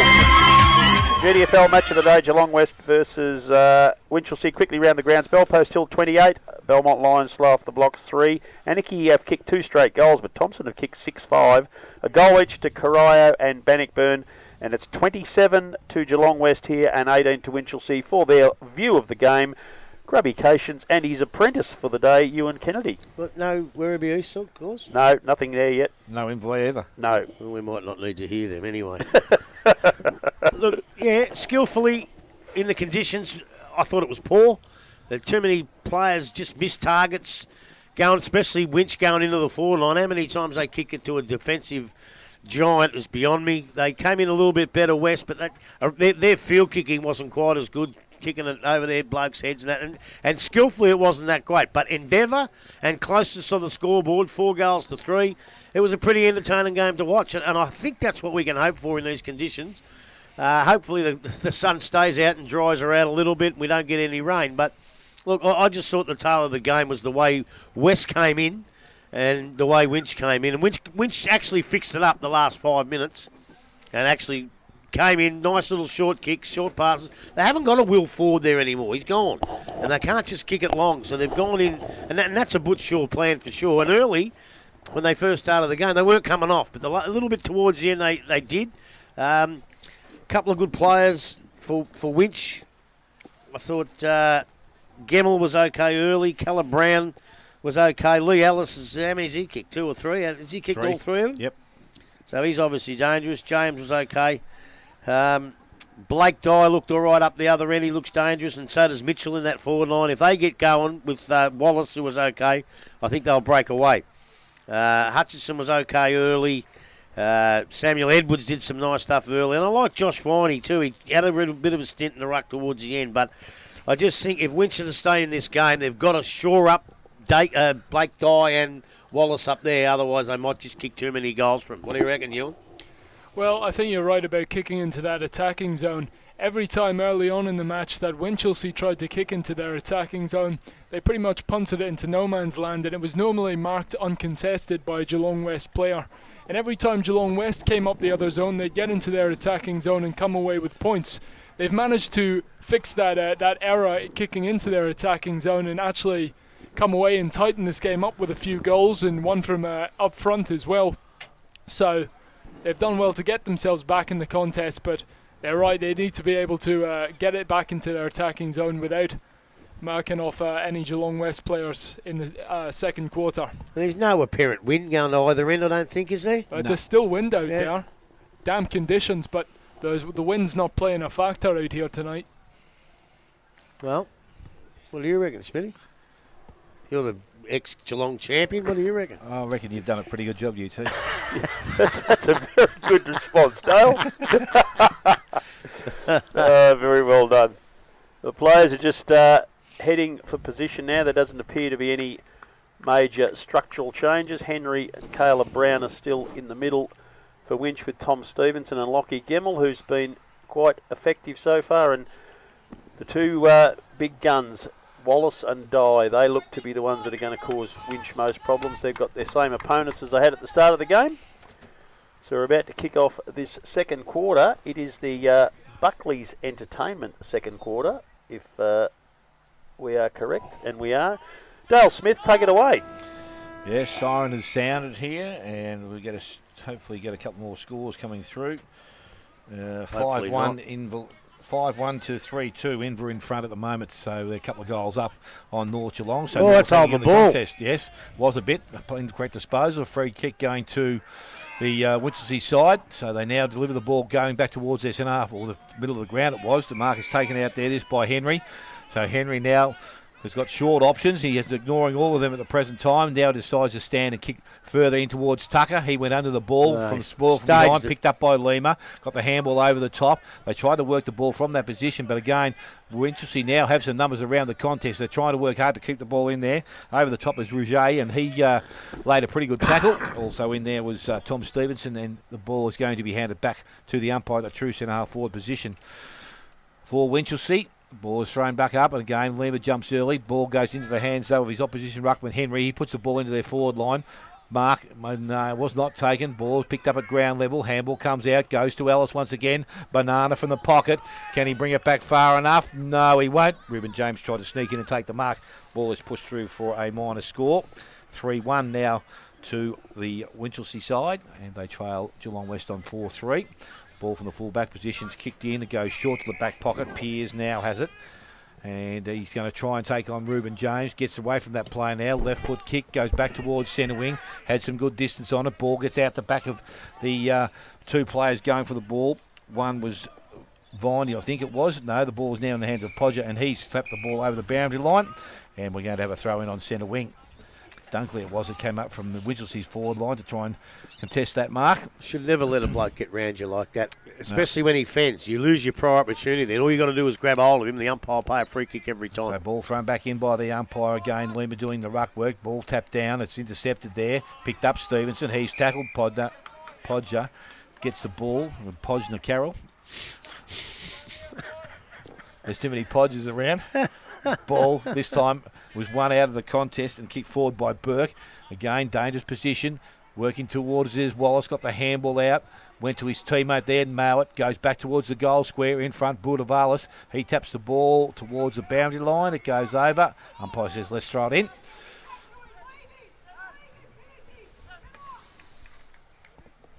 So, some voice from the box there, telling the Geelong West players to push up into a zone, I think, by the sounds of it. So the ball is taken from the ruck contest. Wallace. Ball comes out now into the hands there. I think that's got to be high. Was a free kick being given. Doesn't matter who's got it now. It's going to go to Winchelsea. So they've got the ball now on the half back line. Umpire asking the player just to go back over the mark. Decides to kick straight down the line. Again, the kick wasn't good. Put his teammate under a fair bit of pressure there. And the ball's not going to come out of there too quickly, although the umpires let things go a little bit. Picked up there by Forsman. He is tackled again. And surely this time the umpire will come in and have a ball up. Ruck contest. Henry, I think, maybe got a fingernail on it. Podger, he can't get clean boot to ball. Underneath was Brown. Now it comes out. The ball is kept alive. Goes towards the point of the square. Free kick, says the umpire. And it's going to go to O'Callaghan, who puts the ball in with a nice kick, and Blake Dye again does not have to change stride and takes a nice mark, and will go back this time. I think that was young Gemmell down in the back pocket kicking it out. Yeah. Gee, I reckon he'd done a big swan, Greg Lagane's swan dive there. I think he might have conned the umpire that for. I don't know if he made contact. Let's hope the umpire doesn't go and stand behind him this time. Yeah. Blake Dye will come in. He is. Look, watch him. Well, what if he calls play on? Well, that's all it is then, because the siren hasn't gone. So the ball is kicked at goal, Missed and it. he is offline. He has 1-3 for the afternoon. Giants now have 4-4. And they lead Winchelsea on 3-1. And we have gone just over 4 minutes, second quarter. Buckley's Entertainment Centre, second quarter scoreboard. Manicky for Winchelsea has the ball in the goal square, looking for options. There is not too many. Finally finds a short one. It's Jared Dunkley in the back pocket. It's a long-time servant of the club, Dunkley. A very handy player. Kicks long down the centre wing, looking for Caleb Brown. He's underneath the ball, can't mark it. The players gathering there. Lee Ellis, who's kicked 3 goals this afternoon, almost 4. Kicks it across to Stevenson. Stevenson back inboard to Manicky, I think it is. He's kicked forward, but no one's going anywhere. They're just running over it. Stevenson now. Hand passes out of the pack there to Windsor. Windsor hand passes immediately. Get a free kick. The umpire has said free kick to West. He hand passes to Lima. Lima has a long shot at goal, but the umpire's deemed that is out of bounds on the full. And Byron Matheson will take possession of the ball for Winchelsea in the back pocket. They're 9 points behind. We're just gone 5.5 minutes into this Buckley's Entertainment second quarter. Matheson short on options as well. He kicks long down the line as well. Brown again is the target, and he does a very, very good job and marks in front of O'Callaghan, who didn't really put up much of a fight there. I don't think his coach would be too happy with him. So Brown now kicks long down the line. Henry's the target this time. He gets one hand to it, comes over the back of the pack. It's Kersop Cole, who's got a really good set of wheels. He hasn't had much room to move this afternoon. James is tackled by Harry Smith, and Smith will take the free kick. James just missed the ball. Well, that's down the ground. Pushed him after he's kicked the ball, and that will go down the ground as well. And West will contain possession. It's Mitchell who now has the ball just a little bit forward to centre wing, looking for Wallace this time. He comes out, can't mark it. Winchelsea coming out very strongly there. Kicks down the line, looking for Reuben James, punched away from him. And we'll have a boundary throw on true centre wing. We're 6.5 minutes into this Buckley's Entertainment second quarter. West 9 points up, 28 plays 19. Waiting for the boundary throw in. Lima and Henry, the 2 6s again. Henry gets a little bit more of it. Coming out back of the pack, Kersop Cole this time looking to get a bit of pace on. Forced to kick quickly. Alice is up in amongst some bigger opponents. Can't mark the ball. Reuben James has got it, but he's tackled. The umpire said he's tackled how high. lucky is that? Should have been holding the ball for mine. It would have been his third mistake. Free kick. He hand passes quickly to Kersop Cole. His neat little pass is unfortunately out of bounds on the full as Tucker tried to mark it. But kicked just a little off skew. Ball's been kicked back into the square. Justin Carey marks. Cross into the opposite back pocket where Hutchison's got it. He kicks down the line, and there marking the ball is Slater. Kicks into the middle of the ground. Winchell won back possession. Long kick into the middle of the ground. He'll be looking for Tucker to take a mark in amongst the pack. He's had a few goes at it. Couldn't. Alice has picked up a right foot snap at goal this time. And it's been marked by Carey right in the last line of defence. Quickly kicks down, and Lima has made possession on the half-back flank for West. His long kick into the middle of the ground, not good. Caleb Brown marks the ball for Winch.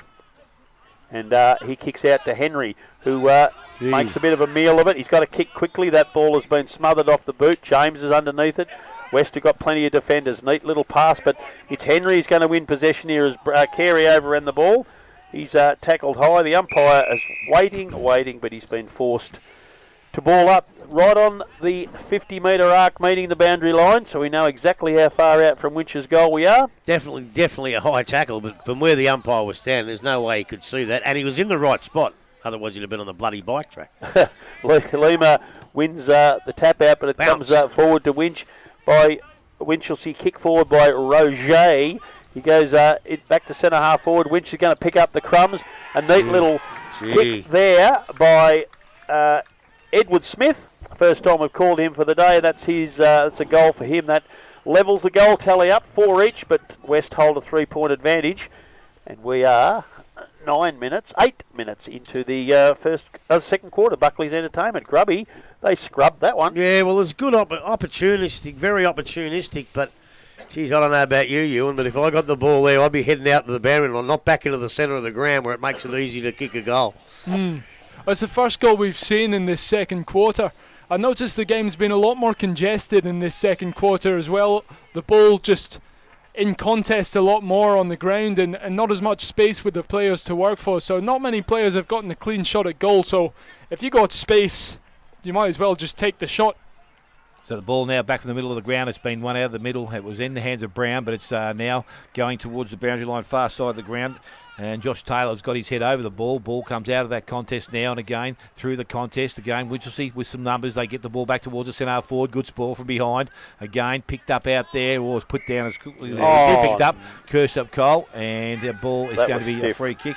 And it's going to go to Slater. So Slater now comes Club Rube side. That's a nice looking kick. Out there is Mowat. He looks to go into the forward line. Longer option. And that's a great kick. Oh, just out of the hands of Wallace. Picked up out there this time by Windsor. He is tackled, brought to ground. Umpire comes in and will take a ball up. Well, that was good footy by Windsor because he knew where Dyer was coming and he tried to get back in the hole and he just done enough to spoil him so he couldn't get to the footy. So a quick throw up there by the umpire.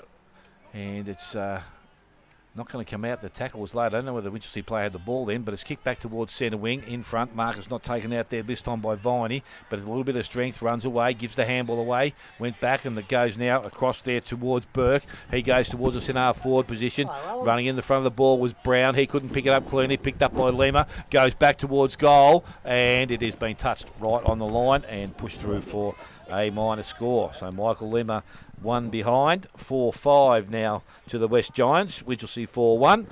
And we have been playing just on 11 minutes gone. Buckley's Entertainment Centre, second quarter scoreboard. Manicky has the ball for Winchelsea. Runs his full measure, kicks out to their half-back flank. I'm not quite sure who was... Yeah, he's aiming for Henry, and Henry is marked very well in front of a pack there. He kicks in the middle of the ground where Ellis is all by himself and has 3 goals already. Ellis, he's found a player running loose down the middle of the ground, and taking a mark there is Shearer. Shearer comes back into the middle, and Manicky's taken the mark. Still on the backside of the centre circle. Kicked out, that's put player under pressure, but coming through, picking up the crumbs very nicely. Shearer again. He kicks the ball horribly into the forward line. His teammate picks it up on the run there. That's Kendall. Gets back into the middle of the ground. He'd be looking for his teammate there in Smith. He can't take the mark. The umpire said you were grabbed high. Should have taken the and mark. Edward Smith, who's kicked the last goal, he dropped a mark. Yes, he probably should have taken, but he's got the free kick. He'll have a shot at goal. I think it might be Rouget. Rouget? No, number 3. Rouget it is, yes. He's going to kick from about 42 or 3 metres by the time it hits his foot. And this, against the flow of play, will put Winchelsea in front. So Kim's in, leaves the boot. It's going to pull up short, punch through by the West defenders. 1 point only, Winchelsea 4-2. 26, Geelong West a 4-5-29, and we're 12.5 minutes into the Buckley's Entertainment second quarter. Ends up with Ian Nelly, who goes further afield. Short kick was to Viney. Viney now has a teammate in Smith who's come up, and they're still inside their defensive end. Goes back into the middle. That kick wasn't great because the marker's going to be turned over, and it's Rouget once again. He's going to look to go short. Has a player by himself. Uses it now. This time I'm not too sure who that is. Kendall. Kendall, is it? Thank you. Kendall now looks to go longer to the pocket. Kick was a favour Forsman. Couldn't take the mark. Ball comes to ground. West with some numbers. Picked up and cleared away there by Burke. Kick was going to come back just as quick as it went in. Ball goes back inside, and Rouget has taken the mark inside 50. We didn't make the distance last time. He won't make it here either. Further. Yep, so he's not going to even attempt to have a shot. Goes short. Went looking for Ellis. Kick was poor. Over the top of it. Player North. Oh, sorry, the Winchelsea Werribee player sat over the top of it. Picked up out there. Sorry, no. West player. Where are you? Where were you before? You said Inverleigh. I'll let you go with that. When? Good goal kicking there today, Danielson. Ball tapped out there by the ruckman. I think that was Lima up over the top, and the ball is going to be thrown up once again. You can certainly attract a crowd, Garby. A couple of the legends wandered over to say good day. Legends. He drop kicks. Lima again with the ruck contest, gets the ball going forward once again. Again, it's going to be Winch, and it's going to be Smith. No. Gets the ball into their forward line. Numbers are back there with Geelong West. They've got 3 of them picked up. Handball comes out wide, ends up in the hands of Viney. A little bit of time and space, goes out wide. Great kick. And Ian Ellie runs into space and takes a mark. Goes back inside to Piers. Piers in some space now. Looks to go long on that left foot. Goes out looking for. Ooh. Will he find his teammate? Well, Mark was there to be taken there, but went through the hands of Wallace. Now Winchelsea with some numbers coming back, and the mark is taken on centre wing, and it's going to be set up there by Stevenson. He again goes back inside. They keep persisting with this possession game of football. It's working okay at the moment. Ball now is going to be transferred from Kendall. Goes along looking for Ellis. Comes up and he makes a contest. Picks the ball up. Now he's got plenty of time. Stops, looks, delivers the ball back inside. Mark is taken out there by Fincham. So Fincham again, he's going to come across the ground. Brown looks like he was going to be the target. The kick him off the side. That's a missed kick. But I'm not too sure now. He's looking for Brown. He might have been looking for Gemmell, but he's coming out here. He was coming out here. Well, benefit of the doubt, Grub. No benefit there. It was coming out here, and he kicked it off the inside of his boot and went straight down the teammate's throat. Luck's a fortune. Good luck to him. Yeah, so Lockie Gemmell now again. I'm not too sure on how he kicks the ball, but he's going to have to kick this every bit of 45 to score. And you got to remember, it's been in the mud and everything. It's a bit heavy, the footy. So he comes in, kicks that goal, No, and he's not going to make the distance, going to land in the square. Mark is not taken, and again, picked up out there by Viney, got the handball to his teammate in Carey, who goes to the back pocket, and the mark is taken further afield. And West now is just, well, he's going to come back this side of the ground. That's great, because now we can see what's going on. Back into the hands of Hutchison. Hutchison along the boundary line. Mark will be taken out there by Taylor. Player over the top if he wants him. He's going to use him now. Gans. And the mark has been taken outside 50. Now, this is where they've improved, Winch. Winch have improved by their picking blokes up down the ground and forcing West back the other way. Well, that's Didn't what they happen have to in the do first now. quarter. Hutchison's got to take a chance up the middle of the ground. He does that and did it nicely to Smith. Smith goes out wide, and again they've got some running players. So the ball now in the hands of Carey, who goes how'd long. he get out? And Ian Nelly's out the back, but just needs a favourable bounce. But Caleb Brown's going to arrive. Got the handball away. Teammate to help him out was Fincham. Got the handball back inside. Now it's Winchelsea's turn to attack. Gracious. And through the middle of the ground they will come through Kendall. So Kendall sort of held things up a little bit. They go backwards into the hands there of Windsor. He goes short. Had to make his teammate work in Henry, but he's good enough and he takes the mark. So from the centre square or centre circle, he stands. I'll call the play on there by the umpire. That Just wasn't go a kick. straight down the And middle. The mark has been taken out there by Crikeys. O'Callaghan. So O'Callaghan will turn things around for West once again. He goes straight up the middle. Ianelli again. Geez, he can find some space, Ianelli. And he's got the ball. His next kick was going to be Dye, but decides to load up. He goes a little bit longer now. Dye's going to be the contest there. Spoil from behind was okay. Picked up out there. Might have been Matheson trying to get the handball away. Wallace had it. Umpire says it was incorrect disposal. Free kick is going to go to White. So Justin White will go back and shoot for goal. He hasn't been that dangerous, Ian Elliott, at the moment. But if he keeps doing that and putting the ball forward, they're going to have to watch that. You can't let a bloke just run loose over the half-forward flank, can you? No, not Even like in that. today's footy. So Justin White had to go and collect his own ball now. He's got that. He's come back. He's got about a kick of 35 metres, so we would think accuracy this time will be the only thing that we need to consider. Distance shouldn't be a problem. And they need another goal. They're not travelling that well at the present time. So White comes in, close to the man of the mark. Kick off the boot is okay. Ooh, Umpire likes it. stands and looks straight back over his head. They have their goal for the quarter. They are now 5-5. They lead Winchelsea on 4-2. We have ticked over 17, almost 18 minutes gone. Buckley's Entertainment Centre, second quarter scoreboard. Mate, exactly the opposite this time. Winch had the ball up here for half an hour, and as soon as they got up there, West, they kicked the goal, so they're against the flow of play. Yeah, that's a massive let-off for Geelong West. They've spent so much time down in Winchelsea's attacking zone, and now to just come upfield, get a good mark and not far out, and be able to snap up a goal to maintain their lead. That'll be a tough one for Winchelsea to cop. And hopefully they can get one straight back. So we're 18 minutes into the Buckley's Entertainment second quarter. Lead out to 9 points again. Lima gets his hand to the ball. Ian Alley, we talked about, hand What's pass wrong away. with possession there? Yeah, ball kicked off the ground. It's come straight down. But West, right place, right time. And it's Sam Edwards who takes a mark and kicks it out to O'Callaghan on the half-back flank. He kicks long down the line. And taking a mark there is Curtis Hoare, who's been pretty handy this afternoon as well. You He's remember now him, waiting Smitty? for some options. A long, low kick from him. And again, is that Ian Alley on his? No, it's White again. Mitchell kicks deep into the forward line looking for Dye. It hasn't quite landed right for him. Winch pick up the crumb. It's Manicky who kicks the ball forward looking for Brown. Punched away from Podger Carroll, but it's deemed to be hit front on. And the dual Ivan Tansing medalist will take the mark and kick further forward for West. And taking a mark in the forward pocket there is Slater. Well, he's actually picked in the seconds today too, but for an injury, late injury to Paddy Dwyer, he's come into the side, Podger Carroll. So it's Slater now. He's backing himself now, runs around, kicks long into the goal square. Players go up, off hands, still off That's a hands, goal. but it's been kicked off the ground by Blake Dye very opportunistically, and he's got West's sixth goal. 6-5-41 now, Winch 4-2-26. That was timely opportunity. So 2 inside 50s, 2 goals, Grubby. Yeah, and this is going to define Winch's season, this, because they've had all the play up their end for the quarter.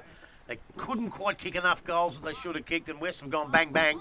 And I tell you what, if they go bang, bang again, she'll nearly be all over at half-time. You can't come back in these conditions if you're 5 or 6 goals down. That could happen. Winch have got to really get back to the footy they were playing 10 minutes ago. It's a bloody shame because Winch have been really good so far this quarter. They just haven't been able to get it on the board. Back in the middle we go. Both ruckmen go at it. The Lima that got the ball down again. It hasn't been cleared yet. Picked up, or tried to be picked up by Smith. Goes into the hands there of Hoare, who kicks the ball out of the middle and to the half-back line. Windsor came out, couldn't take clean possession. White did, got the handball away. So now West's turn to go back into attack. They go long into the pocket. Good work, Budavalis got hands on the ball. He works hard now. Dye had the ball, got tackled, brought to ground. And it's in their half forward line, and it's going to be Sling tackle. Sling tackle. Yep, a good call there, Grub. Free kick is going to go to Geelong West, and again in distance, in range, and I think it's Ian Ellie, and he is a good finisher of the game. So he will go back, and again, that's another quick goal for them. Again, Grub, something that Winch can't afford. No, that's what I could smell coming too. I could just smell it coming. They just lifted and they've just dropped away a bit, Winch. So Ian Ellie now, kick of about 20 metres out, directly in front. Umpire goes across, but not far enough. The umpire will come back, and Ian Ellie will have his first of the afternoon. And the 7th now for Geelong West. They're 7-5. Winchelsea are 4-2. We have gone 21 minutes, second quarter. Buckley's Entertainment scoreboard. They're a bit stiff too. A couple of goals from free kicks, and the old sling tackle. Sometimes they pay it, sometimes they don't. But they've just dropped into a bit of a shell here, I reckon. Winchelsea, I reckon, Well, this has been disastrous for Winchelsea. Like you said, we spent about 15 minutes up their side of the field, and we sent about 5 down Geelong West side, and 3 goals in that amount of time. And the scoreline has just gotten very wide for Geelong West in that time. Yep. So back in the middle now, Henry gets a touch to it, but it's Hoare for Geelong West. Coming out to meet the ball there for Winchelsea is Shearer. Hand pass across, and a teammate is found on centre wing. Running in ground, Tom Stevenson has run forward from the midfield. He's clear now. He's run an awful long way, but he's kicked out wide looking for James, coming over the back of the pack, but kicked away fortuitously by West. Very good defence there to Ian Alley. He kicks a neat little pass, hand pass to Piers. Missed him on the way past. Coming through there is Tickner. He's grabbed, dragged to the ground, and the umpire said there will be a ball up. Just beside a little puddle, there's 2 really wet patches on the ground, and we're almost in one of them. Henry and Lima again. Lima gets a hold of it. It comes out to James. He can't pick it up. Lima's got it again. Hand passes very quickly. It releases to Ian Alley. He can't quite pick up the ball. Winch desperately in there trying to get it. James has got it now, but he's tackled quickly. Dragged to the ground. The umpire said another ball up. True centre wing. West are now 21 points in front. That happened in a flash, and we've just gone 23 minutes. I hope Frankie's in there at half time. You can tell bloody Cameron his name's Ian Ellie. Ian Ellie. Ian Ellie had the ball now. Brown's got it, and Brown's had it too long, according to the umpire. And Harry Smith. And 50. Will take the free kick. No, it'll be Podger Carroll who'll take the free kick eventually, but there'll be a 50-metre penalty before he does that. Caleb Brown wouldn't give the ball back in time, the umpire said. So now Podger Carroll has a shot for goal, and this could be 4 goals from 4 inside 50s in the last about 6 minutes, which has turned this game on its head. So Podger Carroll, he's just not quite directly in front. Left footer, he slips and he kicks it, but the umpire likes it straight over his head. The 8th goal to the Giants, 8-5, 53. Winchelsea 4-2, 26, and we've just gone 24 minutes. Just see the umpire, he called play on then. Did he? Yeah. From behind him? Yep. Because he ran around? Yep. Wow. Doesn't matter so much in midfield. That doesn't matter, but that's not play on. No, I don't think it is. No. I don't think it is either. They need to be looked at. That's But ridiculous. Tell you what else needs to be looked at. How many times have Winch come through the corridor and then decided to come out wide outside 50 and kicked it straight down a West player's throat, and down they go? Just kick it long into the square. I suppose just a lack of confident target, isn't it? Well, Probably, somebody else lead inside 50. Tucker's the only one they've got down there as a tall option, and I don't think he's working that hard. I'd nearly sacrifice Brown and put him down there, but he can't. But the ball from Lima, that's a nice kick going forward. Once again, Dye comes out and he takes a mark. So we had 4 quick goals. Now we're going to get 5 because Blake Dye's going to go back and kick his third for the afternoon. And really stretch the margin now, and it's getting pretty ugly. Work from Lima is good in the middle. He's obviously enjoying the ruck work a little bit more than Tom Henry, I would think. Yeah, I think so. And look, I reckon a few of those goals that we've commented on about Winch's mistakes, but that was just brilliant play out of the centre, bang down a dive. You can't stop that. That's great play, West. So Blake Dye has 2, as we said, comes in, and again, only a kick of about 25 metres, almost directly in front. And the umpire again just stands there and looks straight back over. He's got 3-3 for the afternoon, and the Giants now have 9-5. They lead Winchelsea on 4-2, and we have gone 25 and a half minutes. Buckley's Entertainment Centre, second quarter scoreboard. Well, I'm buggered if I know what Winchelsea can do to get back into the game. You better tell us, because I got no idea. Well, like you said, they just got to get the ball into their attacking third and not kick out wide, and just get some straight shots at your foot. as you say, mate, it's just getting wider and wider, and they haven't taken their opportunities when they were given them. And now the opportunities are going the other way. The wind's changed direction and the momentum's all with Geelong West. And we've seen they're starting to blow out this scoreline now. But they're just not getting the clearances out of the centre now at all. Back in the middle, Lima again taps out wide to the advantage of Burke. Burke to Harry Smith. He gets another crack at it. The umpire's circling, but the ball keeps coming out of the pack, coming through again now, and hand pass across towards Pears. But Reuben James wins the ball for Winch. Gets it to Kendall. Kendall's tackled immediately, dragged to the ground. And on centre wing, we'll have a ball up. West have now shot their lead out to 33 points in a flash. Thrown up again, Henry and Lima. Lima is a very decisive knock forward towards a teammate there in Mowat. He can't get away. Winchelsea have won the ball, but they drag it over the boundary line. This time we'll have a throw-in. On true centre wing, right in front of the umpire, the interchange gates, I should say, here at the West Oval. So, boundaries been thrown in. Lima and Henry. Henry gets over the back this time to Kendall. He can't win possession of the ball. It's O'Callaghan trying to get away. He's tackled immediately. We'll have another ball up. Play's got very messy just in the last couple of minutes, but the last 5 Geelong West forward 50 entries have been goals. Lima this time again, but taking the ball as Kendall quickly kicks forward. But West have got numbers there, and Hutchison takes the ball, kicks it across, and Brown, Tim Brown, the brother of Brisbane Lions champion Jonathan, takes the mark, gets it across to Burke. Burke hits forward looking for Dye, punched away from him. Coming through the pack there for West, looking for an opportunity to get forward there was Taylor. He can't go. Winch relieved the pressure, kick out wide. That's going to be a free kick to Gemmell. He was dragged off the ball as he was attempting to mark. He's got a chance to get the Blues forward. They've got players running forward. He's got some options. One of those out wide. It is Demetrio. He's marked on centre wing, far side of the ground here at the West Oval. Short of options. Tom Stevenson's run up and made some ground, and he'll take a mark almost at half forward. Winch trying to mount something. He's kicked in and found Caleb Brown. This is the man they need to really lift. Unfortunately, time has run out as they made a foray forward.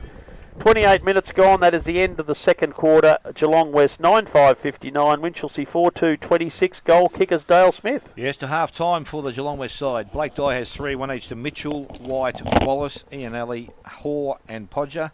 And for the Winchelsea side, 3 to Ellis and 1 to Edward Smith. So it is 9-5 to 4-2 at half time. Take a short break. Come back with the first half here this afternoon. You're listening to 94.7 The Pulse, your home of local football.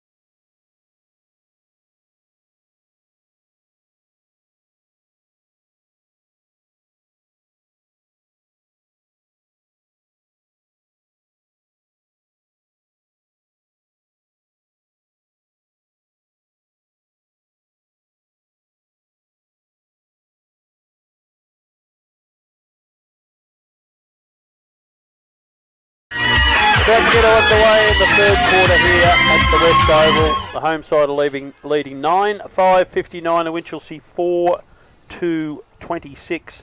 Grubby Occasion's not with us yet. Ewan Kennedy having your first go at expert commentary. How have you been very quickly, Ewan? How have you enjoyed the day so far?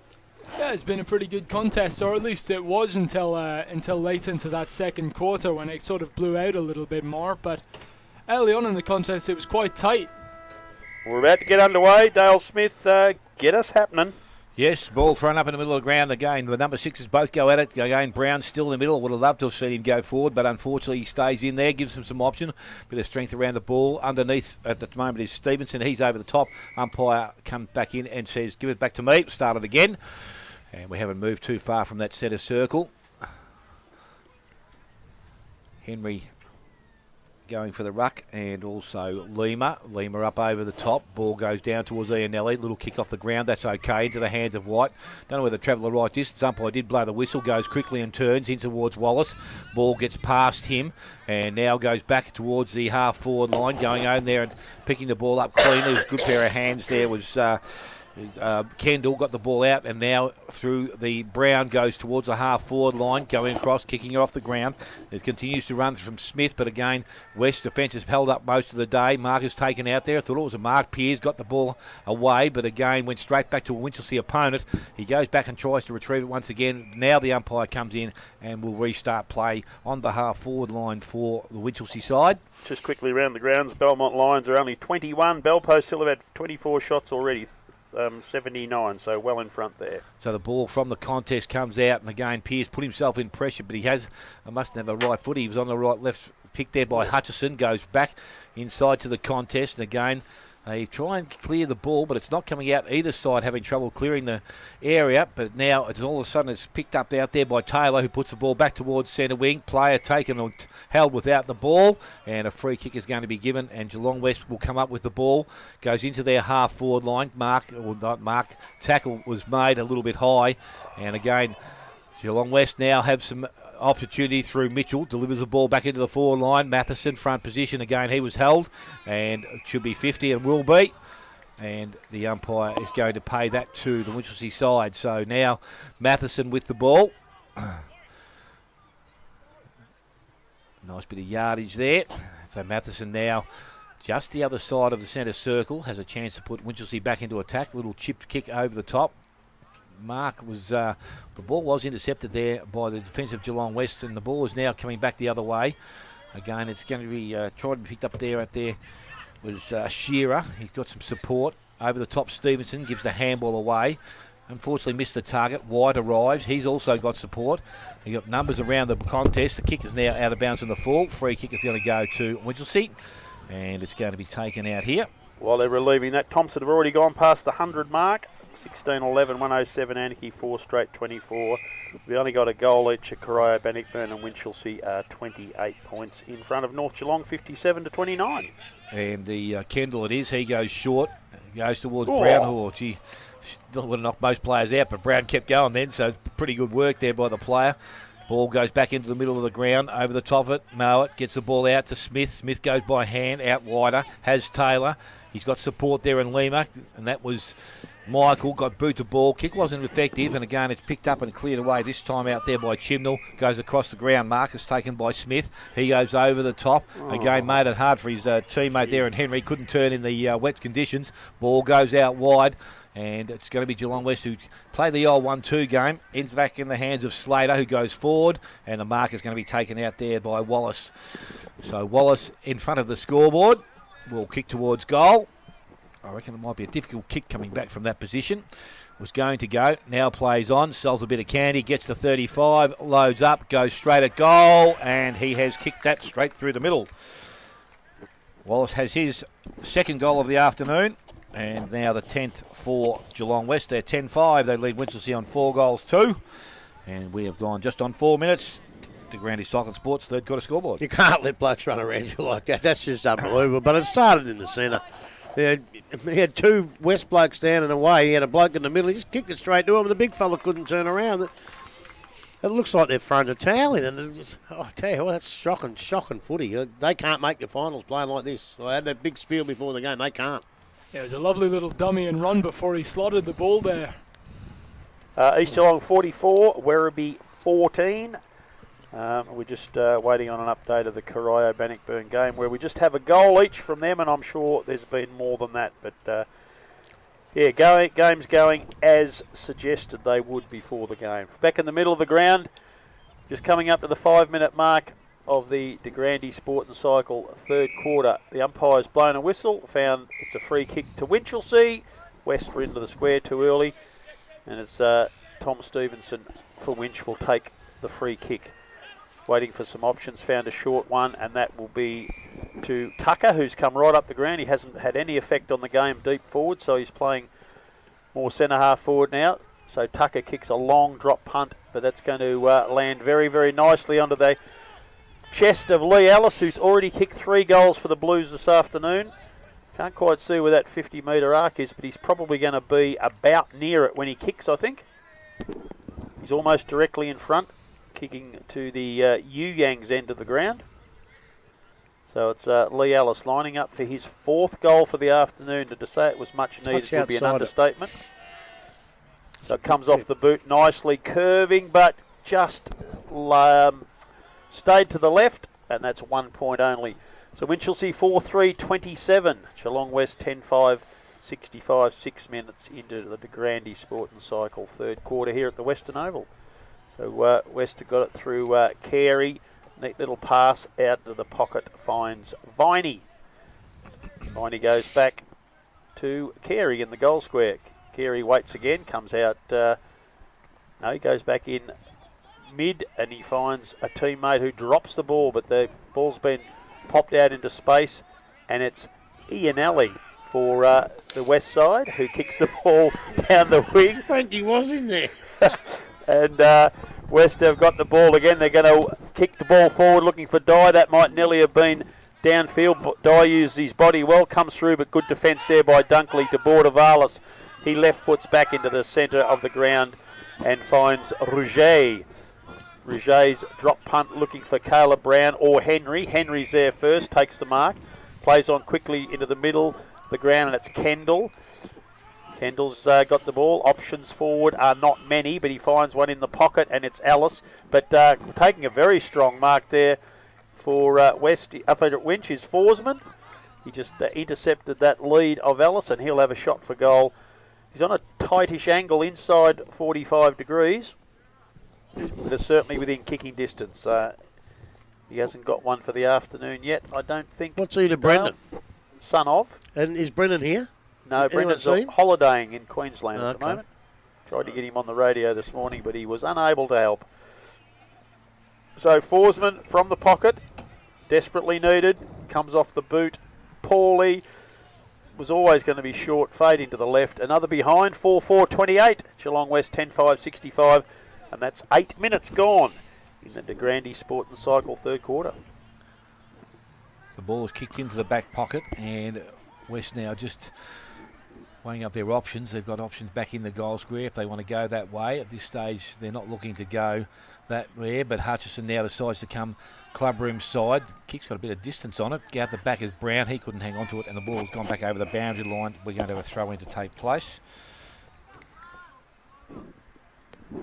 What's this idiot doing? He did that to me, I'd elbow him right there. Fair dinkum, 50 metres off the footy. By the umpire. Now there's a infringement. It's going to go against Stevenson. Obviously wouldn't allow Lima to go to the contest. So now Lima with the ball. He goes across the ground. Mark is taken out there. Again, this time through Brown. He goes across the ground. Has Viney out the far side. Handballs back inside. Running player through there is Carey. Comes back inside, going towards Lima. Mark not taken. Spoil from behind. Ball ends up in the hands there of Henry, who puts the ball with a long barrel back inside their forward 50. Again, numbers are back there with the Geelong West Cheetahs. The Cheetahs, mate. The Giants. Oh, you call them the Saints, now the Cheetahs. Giants. There you go. That's all right. Ball into the back pocket. Mark is taken out there by Carey. Carey goes short. Mark is taken. So again, possession game of football in their back half. Now they need the next option. At half time, Alan Moore said, Dale's calling them the Saints. I said, Yeah. well, now he's calling them the Cheetahs. Well, the Giants, the Saints, who cares? As long as they get their game and win the game of football. Ball goes out, picked up there, handball inside. Goes back, and I think that player coming through was Finch and got the handball away. But again, West come away with the ball, kicked back towards centre wing. But again, didn't travel the distance, picked up, kicked back inside. Kick wasn't great. And again, the ball's got to turn over as Hutchison delivers the ball. And they run from the fence, end up in the hands of Pearce. Got a nice left foot kick, puts it out in front. The mark will be taken there by Mowat. Mowat on hands and knees, can get to his feet now. Looks at his next option coming up. It's got to be Blake Dye, and it is. Where's Wallace? I thought he great tackle. Oh, no. Stevenson nailed him from behind, and he's obviously had something to say to the umpire. He's going to get a 50-metre penalty. He was a bit stiff, Grubby, surely with the protection of the zone. He only took half a step. No, but he'd called play on. The umpire called play on. You can be anywhere then. Goodness gracious, that was quick. So the ball goes nicely outside, and that's a better delivery inside. It's the first time I reckon I've seen David Tucker with his hands out in front with no one right on his hammer. And he's kicked the ball back inside, and he's going to allow his teammate in Henry, I think it is, to go back and kick for goal. See, if he hadn't called play it on, then it's a 50. So he must have called play on. Must have got it out in the nick of time. Yeah, he must have called. He played on really, really quickly. So the umpire's caught up with that and called play on. I thought it was actually really good by the umpire. So Good Henry job. now comes in. He's going to need to kick this ball 45 metres. It looks okay off the boot. It has got the distance, and it has got the accuracy, I think. Umpire says it is a goal. So Tom Henry's got his first of the afternoon, the fifth now for Winchelsea. They're 5-4, 10-5 to the Giants, and we have gone 11 minutes to Randy Cycling Sports third quarter scoreboard. I reckon they've painted those trees in the background. They're still as buggery, but when you walk up on that, when you go up for afternoons up in that balcony, the wind's going that way. That's the wind is going that way, but the trees aren't telling us anything. I was going to get Sir Robert to cue up the Benny Hill music at one stage there, Grubby. There was a 2 or 3 minute passage of play where no one could kick the ball, handball the ball, mark the ball. It was terrible, but a couple of good passages of play, and now we've got the game's back to life. Didn't spoil my eating, did he? Back in the middle, Brown for West, hand passes out, kicked forward by the Giants. It's Wallace trying to get front position, which defender's doing a good job. Podger Carroll's got his little left foot pass looking for and finding number 20, and his name is Curtis Hoare, and he's going to line up for an immediate reply 30 metres out, almost directly in front. So Podger Carroll hasn't had a lot of the footy, but you could easily see why he's won a couple of Tansing medals. He's done a couple of good things, Grubby. Yeah, I don't know. I think he was playing seconds footy when he shouldn't have been myself. He should have already been in there, but you don't know what his style was Circumstances like. are, Yeah. So Hoare now directly in front, leaves the foot all right. The players already clapped before it's got anywhere near the goal umpire. They're happy. The 11th one for the Giants, 11-5-71, Winch 5-4-34, and we've gone around about 12 minutes into the De Grande Sport and Cycle third quarter. Well, they're still not playing great footy, Ewan, but they're doing what good sides do and answer a goal with a goal. Yeah, I think Winchelsea down the other end are going to need to take their shots at goal from a bit further out, because whenever we come up that side of the field, they always seem to be outnumbered by defenders and struggle to find a mark inside the attacking third. Yeah, that's happened all day, mate. So Matheson's now gone in to do some ruck work, and the ball thrown up by the umpire. He takes the ball. He actually did pretty well there, protected the space. Now the umpire's given a free kick. It is going to Geelong West, and it's going to be taken there by Rouget, who's in the middle of the ground. So he's going to go, he wanted to go sideways, but now he's got a target short up the ground. It is Tucker. He wants to get into some better position to kick the ball. It's a bit gluey where he is. His little chip up over the top, and again, will be okay. Yes, it will. Marcus taken out there by Tickner. It's only just got out of the glue, though. Yeah. So Tickner now with the ball. He again goes long towards the pocket, but Geelong West have set up pretty nicely behind the ball. Brown nearly had the hands on it. Ball went through his hands, ends up now towards the boundary line. And again, it's going to be picked up and cleared away. Geelong West bring the ball back towards centre wing. Again, it's going to be Tickner that leads in the race for the ball, but he can't keep it in the field of play, and it goes over the boundary line. So we're going to have a throw-in to take place on the far side. Centre wing position as Matheson does the ruck work. Looks like Smith was going to do it, but now it's going to be Mitchell that does the ruck work. Ball comes out of the contest, picked up there by Marnicky, went one way, now the other, back kick back towards centre wing. A little bit too much weight on it. Again, West with some numbers, they're going to be able to send the ball back into their forward zone. Ball gets out the back. Dye will get to the ball first, just kicks the ball off the ground, and it nearly went to the advantage of Lima. Picked up there Wallace. He kicks around the body. Ball comes back, and that is a nice snap-at goal. And he has got his third goal of the afternoon, and now the 12th for Geelong West. It's 12-5. They lead Winchelsea on 5-4. We've gone almost 15 minutes to Granny Cycle Sports' third quarter scoreboard. Well, from an ordinary game early on in the game, I think West have got a chance now to show us what they've got, because Winchelsea have shown us what they've got, and that's not good enough. They're not going to make the finals. But West now, they can actually go on and maybe win it by 10, 11 goals and just say to these other sides, hey, you think we're a bit far back, we're not as far back as you think we are. Yeah, this could get very messy the way it's rolling at the moment. Back in the middle, it's Matheson in ruck with Lima. Lima follows up, gets a hand pass from a teammate. Neat little pass looking for Wallace. Oh, that's a free. And he's been dragged down by Jared Dunkley and will take the free kick. There's a bit of feeling out there at the moment. I think Wallace might have ruffled a few Blues feathers with the defenders. Oh my goodness gracious me. That is a very, very and ordinary 50, performance. And 50. And 100 if you keep going. Yeah, I think Mr. Wallace has lost the plot there a bit. Very disappointing from him. Tried to get around Jared Dunkley, was tackled immediately, gave him a bit of the old don't argue, and has cost himself 50 metres and is heading for the bench as well, which I'm not surprised about. So now Jared Dunkley kicks the ball in the forward line for Winch, but it's a nest of West defenders. Punch the ball over the boundary line, and there'll be a boundary throw in about 40 metres round from the Winchelsea goal, and Wallace comes off the ground, and I reckon Mitch White might be having a little chat to the young fella as he wanders past. You know what I'd be saying if I was Mitch White? Good on you, son. Just show him you're there. Don't worry about that. There's nothing wrong with that in footy. It's nothing dirty. Anyway, we're back in the forward pocket. West get the ball running down straight over the boundary line again. Secondary throw in. Exactly the same position where we were. 77 plays 34, 41-point lead to Geelong West. It's got quite messy, but boundary throw in again. Tucker gets it down, but comes forward to the pack. Hand passed by Winch forward, but West have intercepted. Chain of hand passes, gets the ball loose. Coming across, it's Adam Lima in the race for the ball, but Aniki does a very good job. He's tackled immediately, forced a handball forward. Kersop Cole, the very speedy young winger for Winch, who has had no room to move this afternoon, couldn't get away again then.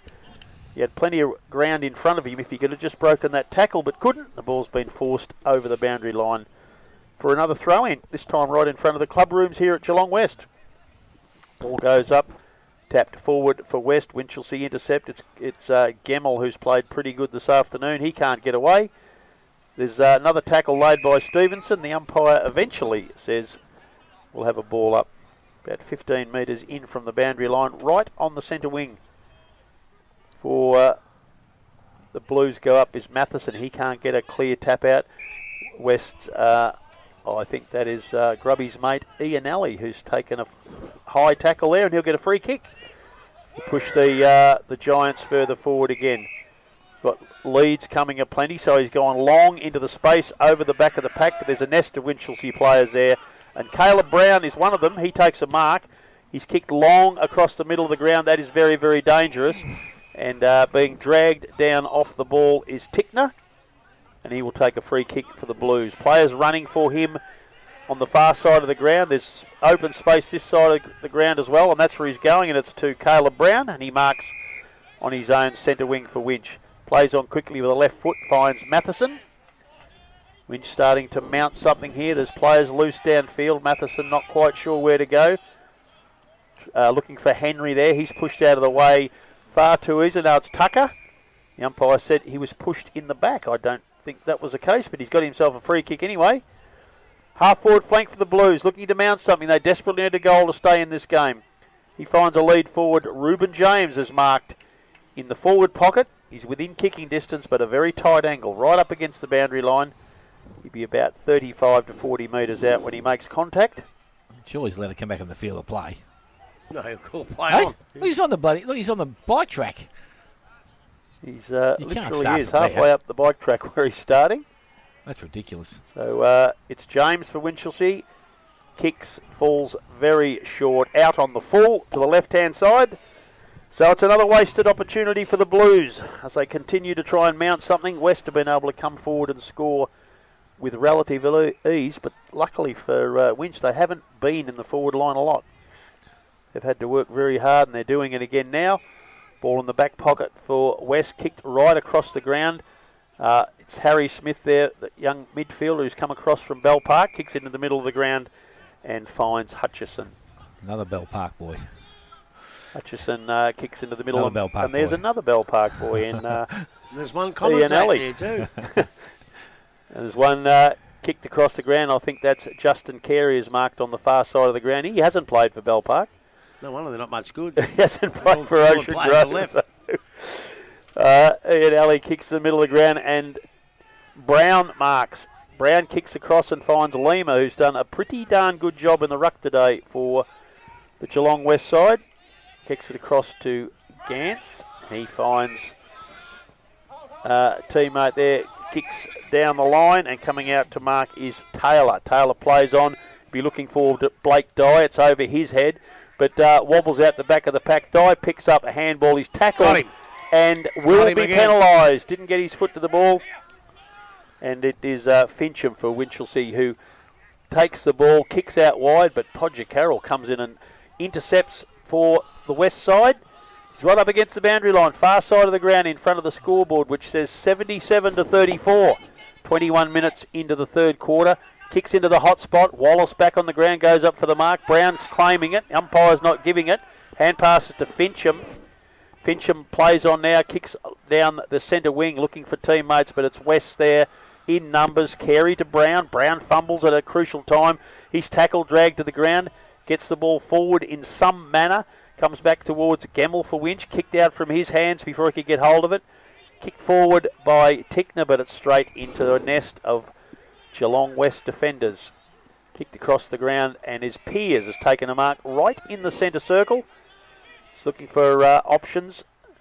Finds a teammate out wide, and I think that's Carey again. Carey kicks down the line, and taking a mark there for the west side is Hutchison. Kicks back into the middle of the ground, and Tim Brown marks. Brown kicks, just keeping's off at the moment. He kicks it across, and Gans has come up from the back line again. Gans, long, low pass into the forward line, looking for Dye. He can't quite hold the mark. Butters up, though. Gets a hand pass into space, but Fincham's going to run on the ball for Winch first. He gets the fit of the fumbles, gets it to Gemmell. He quickly kicks down the line, but again, excuse me, it's a nest of Geelong West defenders have set up a wall, and it just springboards straight back in. Hutchison kicks into the hot spot, punched away from Manicky. Smith comes through for Geelong West, gets the ball. Piers is tackled immediately.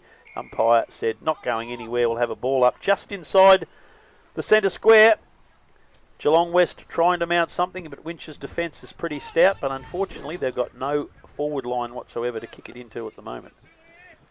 So Ruckman, sorry, Dale. got you, mate. Ruckman go at it. This time the ball comes out, goes toward Podger. He can't get the ball on his boot, goes towards Dye. He can't do it either.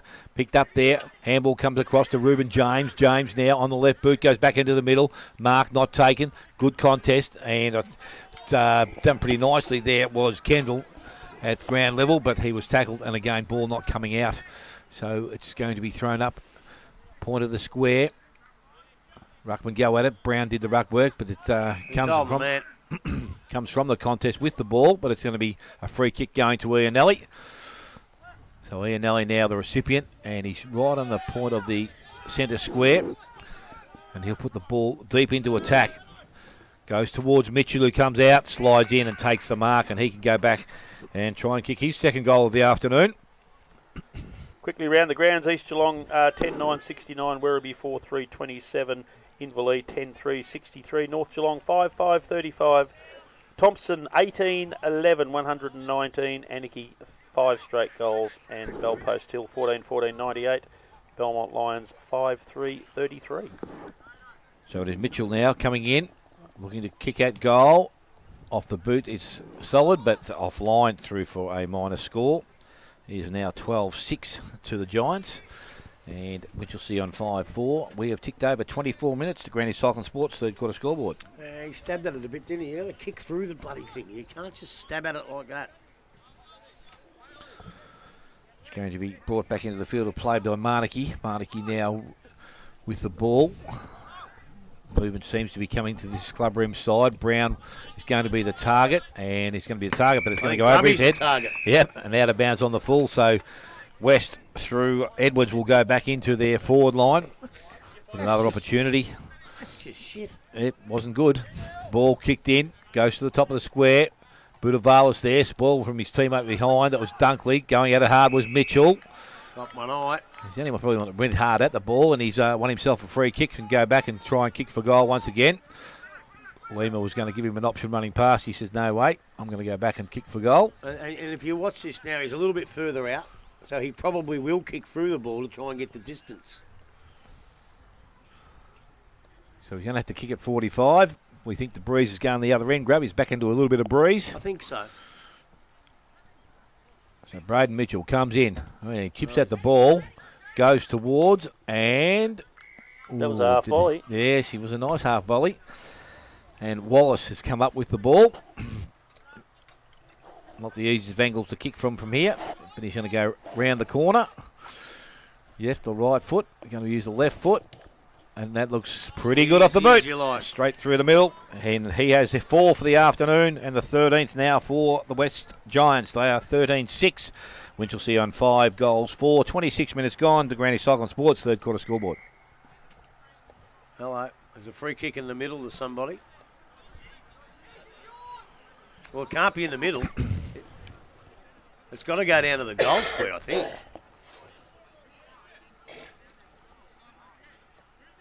So where's he going to pay this? Well, he's paying it there where he's, obviously someone said something to him. I've got no idea, Grub. Oh, me either. Obviously, was the scent, was it? Is that Well, I don't know. I just heard the whistle. I was looking back in the centre and I heard the whistle and looked back.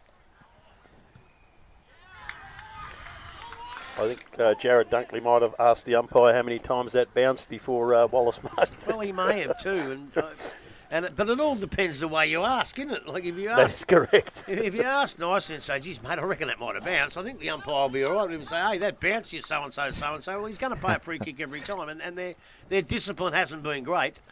And just looking at it from 10 minutes before half time, Winchelsea have completely lost the plot and gone from a football side playing okay to just a shambles. Yep, very much on Back the in the ball middle, there. That's a throw. Byron Matheson gets the ball, gets it forward for West there. This time it's Mowat, sorry, not Mullet. Mowat kicks it. Manicky is allegedly infringed on Mitchell, pushing the back. And Braden Mitchell will have another shot at goal. Kick through it! This time he's only going to be 28 metres out when he makes contact with the ball, directly in front, lining up for the 15th goal. And he's kicked it. And they've kicked 3 goals in about 1 minute of actual play due to that free kick after the last one, and that was straight out of the middle. And if there was any chance of this being an upset, it's well and truly gone now. It's messy, Grubby. Oh, it is messy. Don't ask me. What about you, Ewan? Have you seen it so undisciplined like this in other sports? Well, that's the third goal, I believe, that's been awarded. Well, the previous goal for dissent. Ref's taking no prisoners with the chatter tonight, is he? Well, he's not, but he's actually an umpire. My bad, mate. My bad. Hey, we're not at Goodison Park now, mate. Come on. Back in the middle of the ground, the lead now out to 62 points. Henry gets it across to Brown. He can't break free, trying to break out. The umpire says, no wind's going anywhere, we'll have a ball up. Said before the game this wouldn't be a 10-goal blowout, but it's reached 10 already. As the three-quarter time siren sounds, Geelong West are 15-6-96.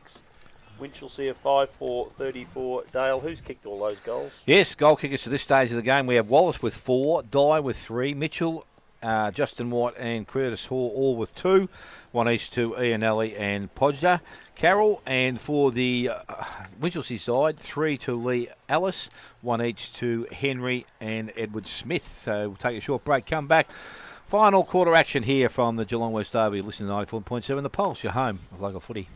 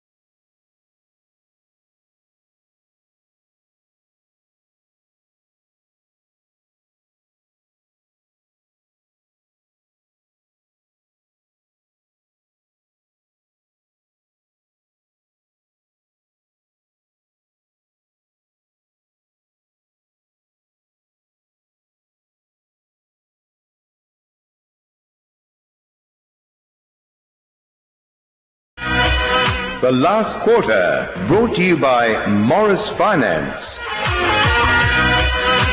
Yes, welcome back. We're back here at the West Oval. Quarter action here, as we said, 15-6, 96 for Giants.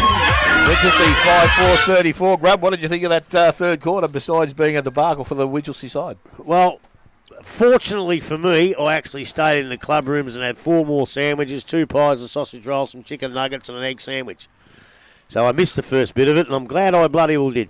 Because I just can't see how a side like Winch can play pretty good footy, get within a couple of points, and then 3, 4, 5 minutes later they're gone. And just ill discipline in that quarter cost them a couple of goals. There's a couple of blokes running along behind and not really going in like they did it early. West haven't been sensational, but they've done what they've had to do. And it's a lot easier to find better players for them.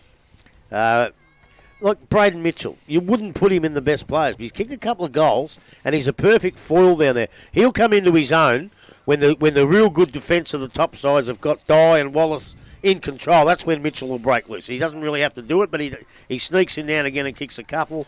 White's been all right. Lima's been terrific. No coincidence that from about 10 minutes to go in that second quarter, when West had that big unleash, Ian Ellie started to play well. I didn't think he was going that great before it, but he was one of the catalysts. He was fantastic. Carey's been all right. Curtis Hoare's been all right. Ted Wallace has been dangerous. And there's probably a couple more that I've missed. But when you look over to the Winch side of the ledger, I'm battling. I'm really battling. Like young Gemmel's tried pretty hard. Caleb Wood.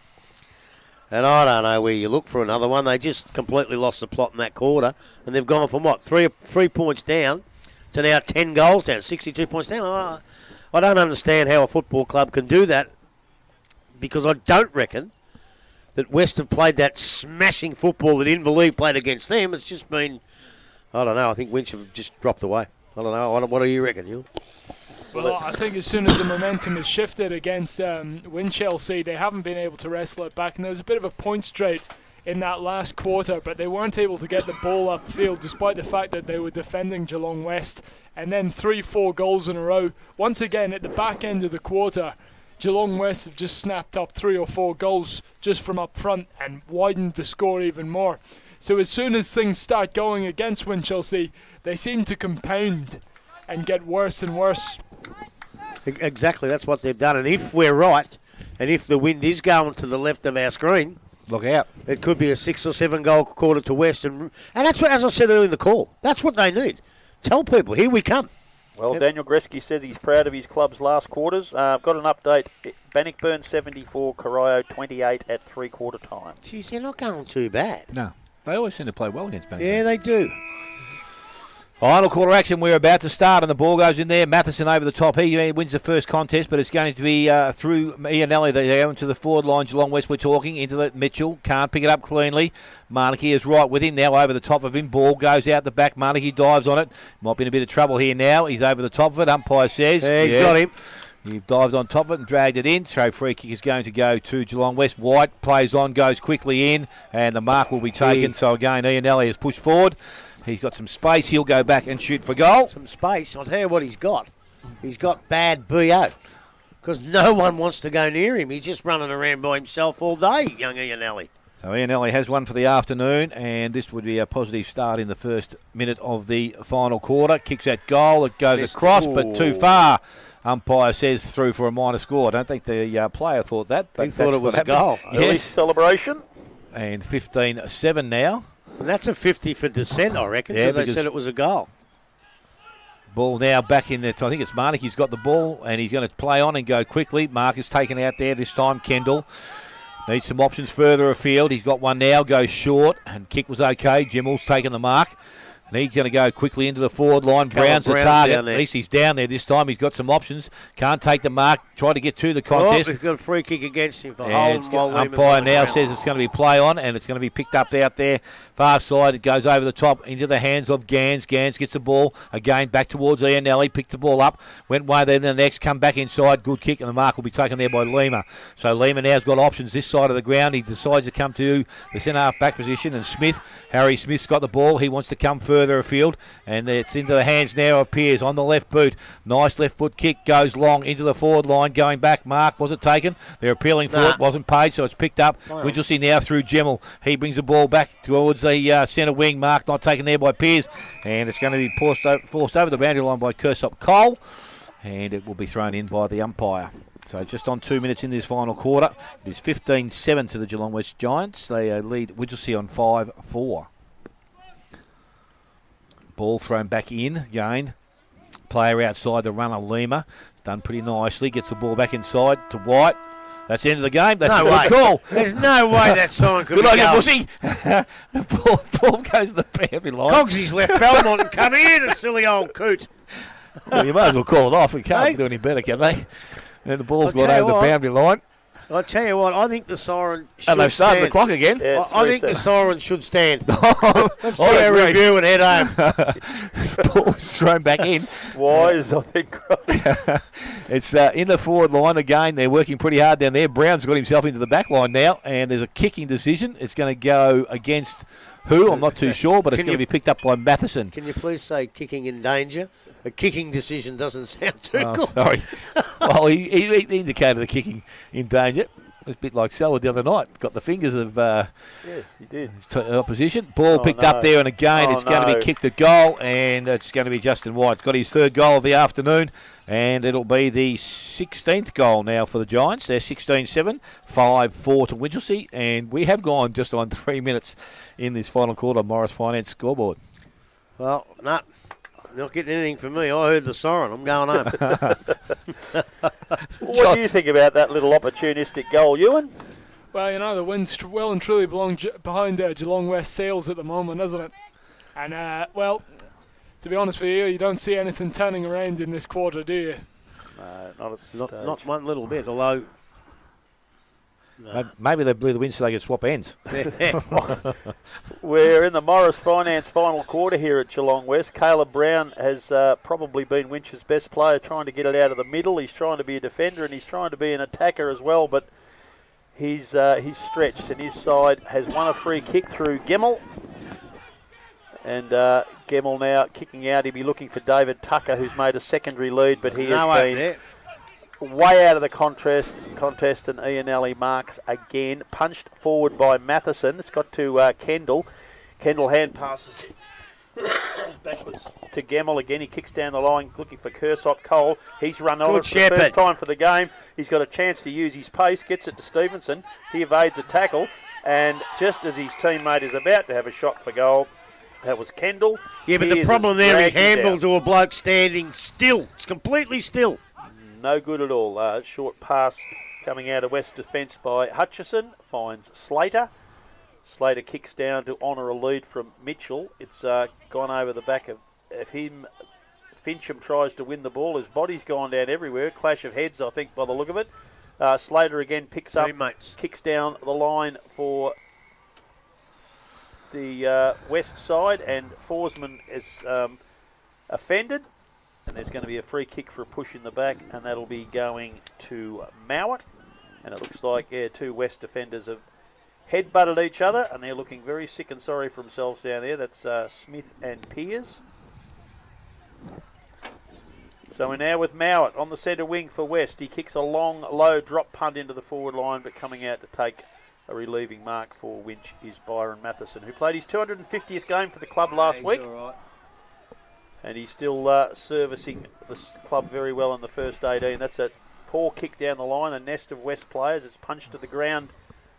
They're desperately trying to win the ball. Fincham for Winch goes in. He overruns it. Ball comes out to Pearce. Pearce kicks into the forward pocket looking for Blake Dye. He can't quite hold the chest mark. Matheson picks up the crumb, but coming out is Viney. Long hand pass back to Burke. Burke's pass looking for Dye, but punched away by Bordevalis over the boundary line. About 20 metres round from West goal. They're in attack, leading 103 to 34, and I've got no idea how far we're into the last quarter because the clock's gone haywire. What's Eric Nichols say? 6:25. 6 minutes 25 seconds. The ball comes out to West there. I think it's Free to Winch. Yeah, free kick to Winchelsea. It's going to be it's Manicky. I think he kicks the ball back into the middle of the ground. That's a poor kick. Finds the player Carey for West. He hand passes back inside. A chain of handballs for West. They're trying to get out in the clear. They've got it now. Coming out to Mitchell. No, it's not Mitchell. It's actually Carey. Carey kicks the ball down. Across his body is Wallace, smothered by Jared Dunkley. Those two are having a feisty little clash down there. Over the boundary line, we'll have another throw in about 5 metres round from the West goal. 69 points in front. About 7 minutes into the Morris Finance last quarter. Matheson tries to get it out of the ruck. Can't. Comes back down to Blake Dye. He's going nowhere. Over the boundary line. Dale, see if you can get it out of this congestion, please. Yeah, it's not going to help, mate. As I said, I'm going to have to go to the screen now. It's getting dark, getting longer you away. Two blokes can't get it out. Give you one a go. Yes, well, ball Yeah, thrown back in by the umpire once again. Matheson over the top. Will interfered with the player in Lima in the ruck contest. He's been able to go pull play on, says the umpire. No, he's not. He's going to bring it back. No advantage. Oh, no, yes. Now he's paid advantage. One umpire's called advantage. The other umpire Well, the controlling umpire's he's in charge. He's called it. Goal. Was it Mowat that kicked the goal? I think it must have been. So we're going to put it down to Mowat. And he's got his first of the afternoon. And the 17th now for the Giants. They're 17-7, 5-4 Geelong West. And I've been on that score for some time now. And we have gone just on 8 minutes final quarter. Morris Finance. How many are they going to kick, mate? This quarter. In the quarter, give them another 3 or 4. Another 3 or 4. That'll be a huge, huge win in the concept of this game where we thought that, Winch had to win it to stay in the finals race, and they're just getting belted. You'd have to say at this point, scoring is merely a formality for Geelong West. Yep. Lima gets the ball down. Ball comes out loose to Brown. Brown hand passes across to teammate in Taylor. He kicks forward to Blake Dye. Blake Dye takes a really strong chest mark. Under a lot of pressure from Bordevalis. He quickly plays on, kicks across the body, as is the want of the modern day player, but he has missed.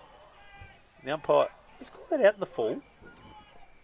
No, I think the goal umpire might be questioned here. It's going to be out of bounds in the full. Called it out in the full. The field umpire has come in and all the people up behind the goals up there and around the corner, I reckon it was a goal, but it suggested didn't that look was like a a goal point. to me. So it's going to be one behind. Well, that's what I thought it was. Yeah, and Manicky now for Winch has the ball in the goal square. Plays on, kicks long down centre wing, looking for and finding Fincham. Takes a mark in front of the pack. He's looking for a player further afield, but coming in to intercept for West is Burke. Burke kicks down to centre half forward. Mowat takes a mark. Will be within kicking distance. And is going to go back. We think it was he who kicked the last goal just a couple of minutes ago. Lining up for another one. Directly in front, probably kicked from about 45 to 50 metres out. Taking a very long run up, very deliberate. There's plenty of tall firepower in the square if he drops short. Both Wallace and Dye are waiting down there. So Mowat now gets underneath it. He's kicked it pretty darn well, and he's kicked it pretty straight as well. It's another goal to the Giants. They're 18th for the afternoon. 18-8, 118.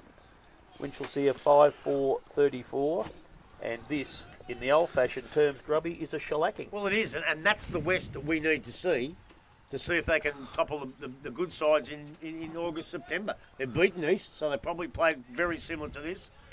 They'll never do it without a ruckman, so that was my next question to you, Grub. They can't do it without a ruckman. They need him to come back because although Lima's been absolutely magnificent, he will not be that against Wilson, McLennan, and blokes like that, and even Kieran Fulton. So there it is. So back in the middle we go. Again, he taps the ball down once again. Ball comes out, picked up out there. Fincham tries to get out of the centre square. He can't. He's not going anywhere. Ball comes out in the tackle.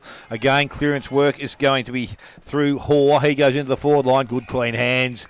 He loves that, doesn't he? He does. He He knows is what very, very clean with his hands And when I'll he gets tell it, you what. when he's allowed to jump. Bordelvalis has tried his heart out. They've done a reasonable job too. The bloke's probably going to finish with 5 or 6 in the finish, but He's got 3-4 at the moment, and this one you would think should go straight through the middle. Directly in front of goal, about 30 metres out. Blake Dye comes in, a little bit of hop, skip and a skip, and he kicks that goal, and that is straight back over the umpire's head. There is another one. That's the 19th goal now, 19-8, 5-4 to Winchelsea, and we have gone almost 12 minutes final quarter. Morris Finance scoreboard. this has become a shellacking. And I'll tell you what, poor old Michael Bordelvalis had absolutely no chance there where they put that ball just out in front. And I'll tell you what, he's got probably as good a pair of hands in the competition that I've seen for a long time, Blake Dye. And if he don't mark it, bloody Wallace will. And if it hits the ground, Braden Mitchell will come in. So, they've got some pretty good forwards down there. Their defence has been reasonable. And their midfield, pretty good too. It's a pretty all-round performance. So it's Lima again, gets his hand to it, and this is becoming a bit chaotic for Winch as Burke comes out of the Think middle. what I just say. And Wallace is on This the time lead Wallace this gets time, it. and Burke hits him up beautifully with a low, flat drop punch. Defender's got no chance in that circumstance. And Wallace now will kick from a similar position, about 40 metres out, almost directly in front. I think he's got 4 already, has he, Dale? That is correct. So he's lining up for number 5 for the afternoon. So Wallace lays back. There's no doubt about the distance. Oh, that is a magnificent kick at goal. It's gone 10 metres beyond the umpire and didn't have to move. 19 now for West. 20. 20. Oh my goodness gracious me. This is beyond a joke. That was far too easy. Lima to old-fashioned days, like grubby, clean footy, ruckman to rover to full forward to goal. It's like a trainer drill. Magic. Yeah. Well, it is, but I tell you what, they're 20. You're in trouble now. You're taking your gloves off now. You're taking your shoes and socks off. You can't go past 20. But Got me nose. But I've got to harp on the fact there is no way that Michael Lima can do that against Wilson McLennan Full. There's no way he can do it. No, ball again. He wins another one down. Ball goes forward. Mowat come out. He couldn't win possession of it. Coming through again was trying to force it forward with Burke. He also been good into the hands now of Lima. Goes into the forward line. If one player doesn't get you, the next one will. Ball comes out. Heads towards Wallace. Picked up out there. Into his hands again. Goes round the body. Back towards goal. He had 5. Now he's got 6 for the afternoon, and the 21st goal goes on the board for Geelong West there. 21-8. They lead Winchelsea on 5-4. 14 minutes gone. Morris Finance final quarter scoreboard. Absolute avalanche. Winchelsea needed that siren at the 3-minute mark. I think they did. And what do you reckon? It really seems like a case of when it rains, it pours for Winchelsea, because they managed to hold out and go for Geelong West for a little while, but as soon as Geelong West crack them and score a couple goals, they score them in succession. These goals are coming thick and fast now. I didn't think they'd kick that many, but by geez, they're going to kick more, I think. So back we go again. Lima gets the ball down. Winchelsea try and win possession out of the middle. Comes out towards player in Kendall. He dives on top of the ball. Now he's going to be in trouble, I think. No, the umpire says okay. Tackle was straight after he got to the ball, so we're going to have a throw up just past the centre. Ball again from out of the hands into the hands of Smith, goes into the forward line, and Windsor takes a mark for the Winchelsea defence. That's something they haven't done for some time. But now Windsor looking for his options, goes short. Kick, okay. Umpire says play on. Goes back to Windsor. Got the 1-2 going. Works well with Smith. He goes across the ground. I'll tell you what, I'm not too sure where he was going. Not a good kick. Garrell takes the mark, looks at his options, decides to go long and quick into the goal square. Winchelsea with some numbers back. Ball comes to ground. Good tackle late in the goal square. Ball comes to the square. Umpire says tackle has been effective. Ball not coming out. Give it back to me. So right at the top of the goal square. Michael Lima's that keen. He's How do you know that's what he said from this far away? I can tell. I can read his lips. Tell by the movement. And Michael Lima's that keen. He's even going down to take the ruck contest in the goal square now. So he's still got plenty of run in the legs. Ball sits at the top of the square. Again, not coming out. Well, was that a push in the back? Umpire said no. Umpire says we'll ball it up again. Do it and see how we go.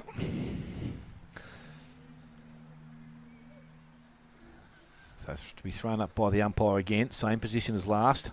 This time the ball out the back. Winchelsea win possession of the ball, but it's not going to go too far, and it's goes straight into the hands of a Geelong West player, and I think it could be Viney, is it? No, it's Harry Smith. So he hasn't got a goal today, so we might as well have another one kick a goal. And from about 40 metres out, almost directly in front, he comes in. Kicks that goal. That looks pretty good off the boot. It's straight through the middle. He's got his first and the 22nd now for the Giants. 22nd. It's the 22-8, Grub. 22-8 to 5-4. Their last goal came, I reckon, just after we started this third quarter, wasn't it? Yeah, well, I suppose, and it probably is. And one goal since just before half time. Yeah, I suppose it's the pressure, but I think like 6, 7, 8 weeks ago, we were actually having a look at West kicking many, many more points than they did goals. So, yeah, it is a lack of pressure a little bit here today, but 22-8 as composed to 13-20 a couple of times early in the year. So, yeah, maybe they've got that right. Maybe they've worked on that and got it right, because that was hurting them early. If you had said 100 points at the start of the day, I would have said you're joking. Yeah. Yeah, Lima's done a very good job, and he's done a good job again, gets it down, but Winch intercept. Lima follows up and tackles hard, but Gemmell gets the ball for Winch, kicks it forward. Kersop Cole running onto it. He's only had one chance today to use his pace. Couldn't get away then, and he couldn't get away now. Carey wins the hand pass back from a teammate. Ian Alley tries to get away, but a pretty handy tackle. Forces the ball over the boundary line, true centre wing. It was at the 20-minute mark of the second quarter. Winch lined up for a shot at goal to put themselves in front, Grubby, and it was knocked through for a point, and the rest is history. Smith for the west side. Tom Stevenson picks up the crumb, drives it forward. Brown comes out. Yet. He's done a really good job as a defender. Gets it to Kendall. Kendall's about to be tackled, but gets a hand pass away to Kersop Cole. Kicks forward looking for James. Does a really good job to keep the ball alive. Byron Matheson kicks it, but straight up in the air, and it will land safely with Viney for Geelong West. He kicks out wide to Mitchell on centre wing. Evades a player. Hand pass inside to teammate there in O'Callaghan. He kicks down the line to Wallace.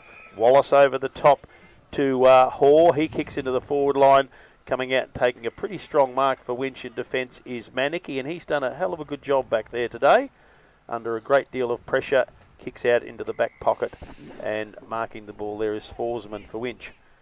It's getting a little dark here. 140 plays 34, 16 plus whatever we miss, say 21 minutes into the Morris Finance last quarter.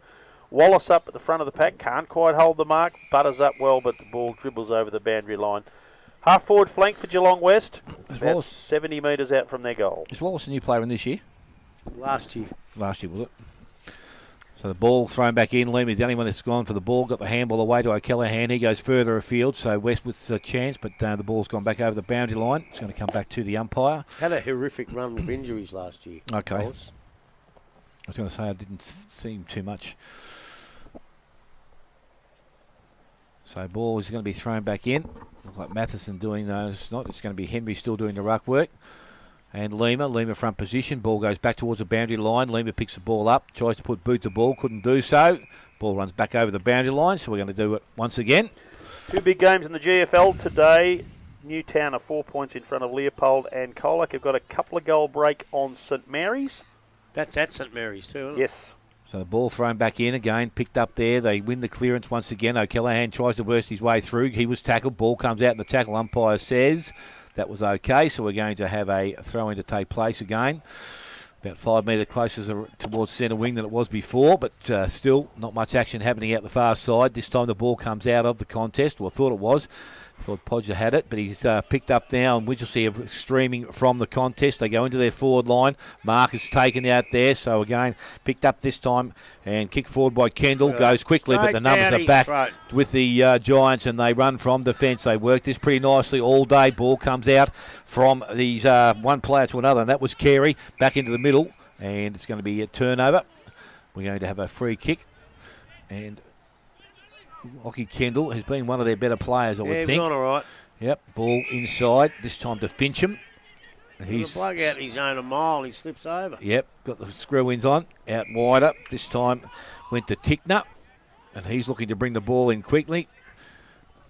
Yeah, but low kick, but again, the contest wasn't made till late, and it was a good strong mark out there by Sam Edwards. He'll get up and take the kick in defence. Wasn't the kicker's fault. There was no one there to go to. No one went through the contest either. Ball out wide. They play the 1-2 system out there. Back in our hands of O'Callaghan, and he looks to deliver the ball out wide. Pears in space by himself. Wants to get back on the left foot. Comes back inside to Nelly. I think he's right. Grubby's 30 metres in the clear once again. Got an option out wide. Hutchison goes to the top. Gets around now. And he goes short. So they're playing a pretty embarrassing game of football now. They're playing keepings off as less like a training drill, as we said. The ball now goes a bit longer, going back to Demetrio. Got his hand in there. Ball runs back towards the boundary line. At least now they might be able to set up because the ball has gone over. We'll have a throw-in to take place. And the big game for top spot in the Bellarine. Torquay have skipped 9 points clear of Drysdale, 91 to 82. So boundary throw in here. Matheson, who's battled hard all day, but Lima has been outstanding in the ruck, and he gets the tap again, or maybe Matheson to Fincham. Fincham to Kendall. Ianelli marks, kicks it into, gets a kick into the back of his teammate there. It's Gemmell kicks into the middle of the ground and finds Tickner. So Winch mounting something again. Not a lot of movement. There's arms waving, but Reuben James has run forward, made some position. He's looking for some options forward, but there's not many. This West defence has been pretty handy. He goes for a long kick looking for Brown, and that's pretty wise and well thought out. And Brown comes out and takes a pretty strong mark in front of Hutchison. So he'll shoot for goal from bang on 50 metres. I don't know how tired his legs are. He's probably got it in him halfway through the first quarter, but we'll see how he goes deep in the last. Caleb Brown, probably Winch's best player today. In and under, it's going to land at the top of the 10-metre square. Punched away. West defenders take the easy option, tap it through for a rush behind.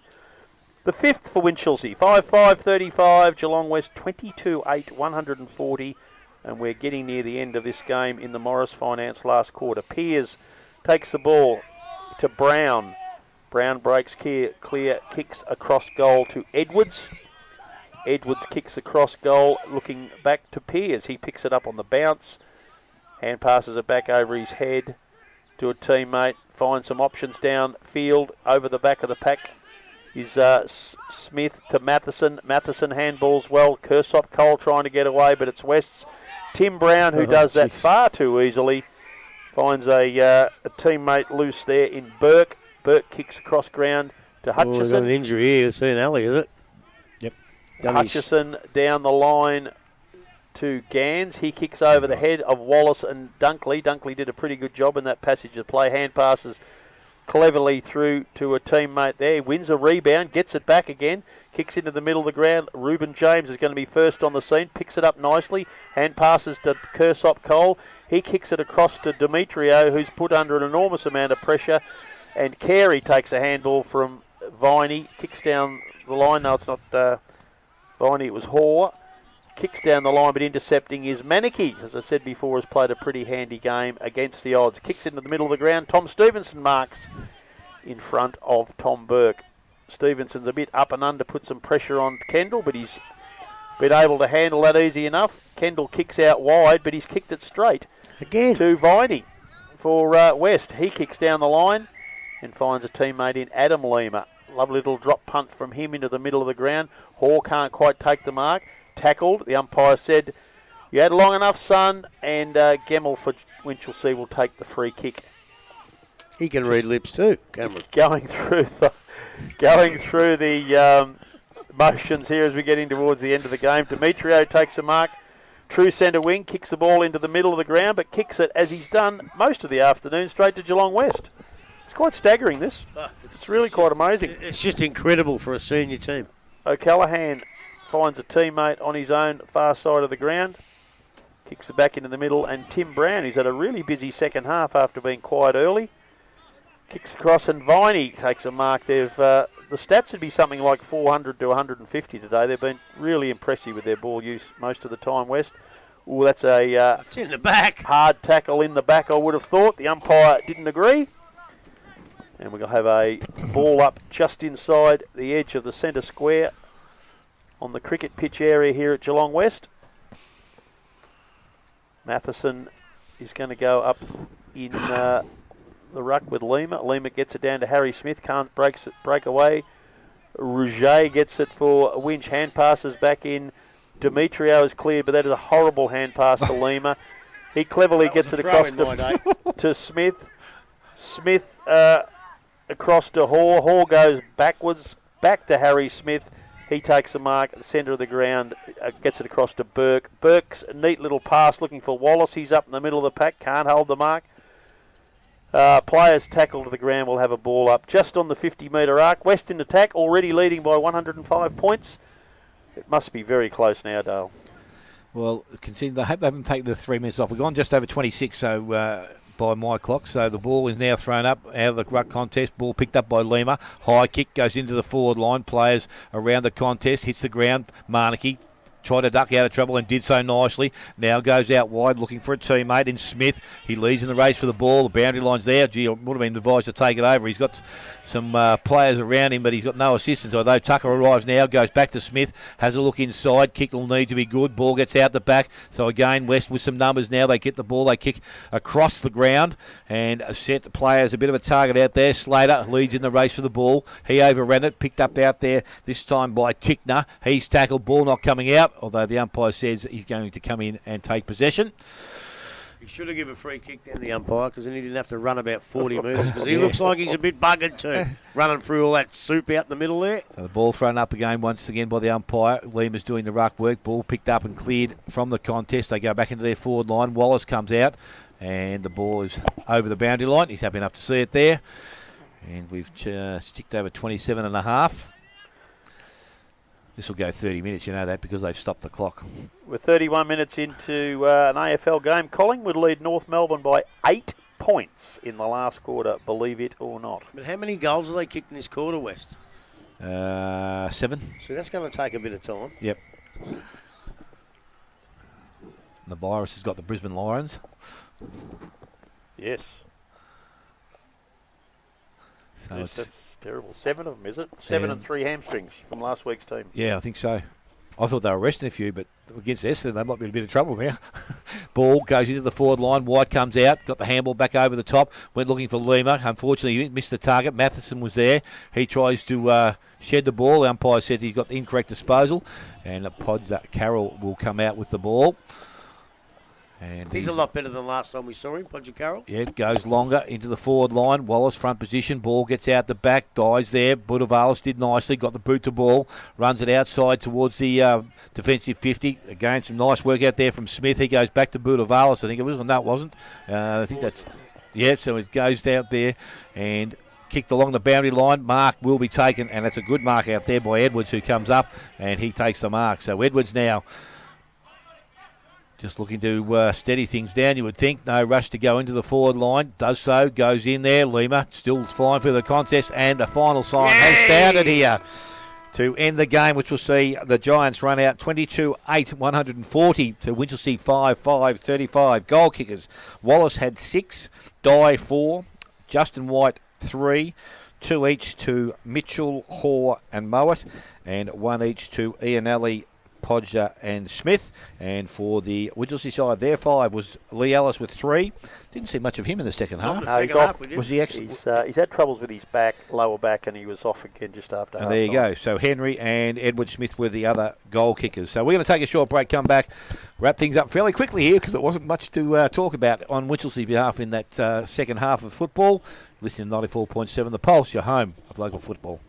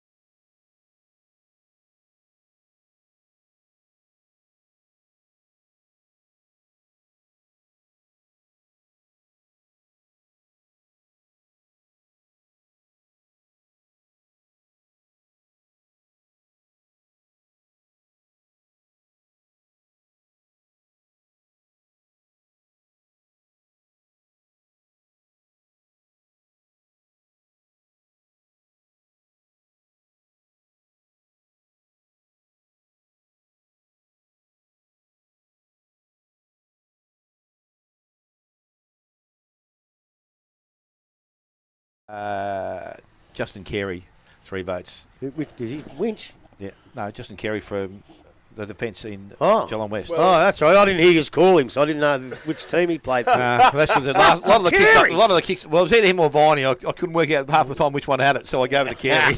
Well, I'm an apology to Carey. 1 to Wallace, 2 to Ian Alley, and 3 to Lima. Well, I know who's going because I can't remember them now. I didn't even write them down. But I gave one. Maybe it was a coincidence, but I don't think it was. As they lifted, Ian Alley got out on his own and got a heap of possessions, and it just coincided with them steamrolling. So I gave 1 vote to Ian Alley, or Ian Alley as you call him.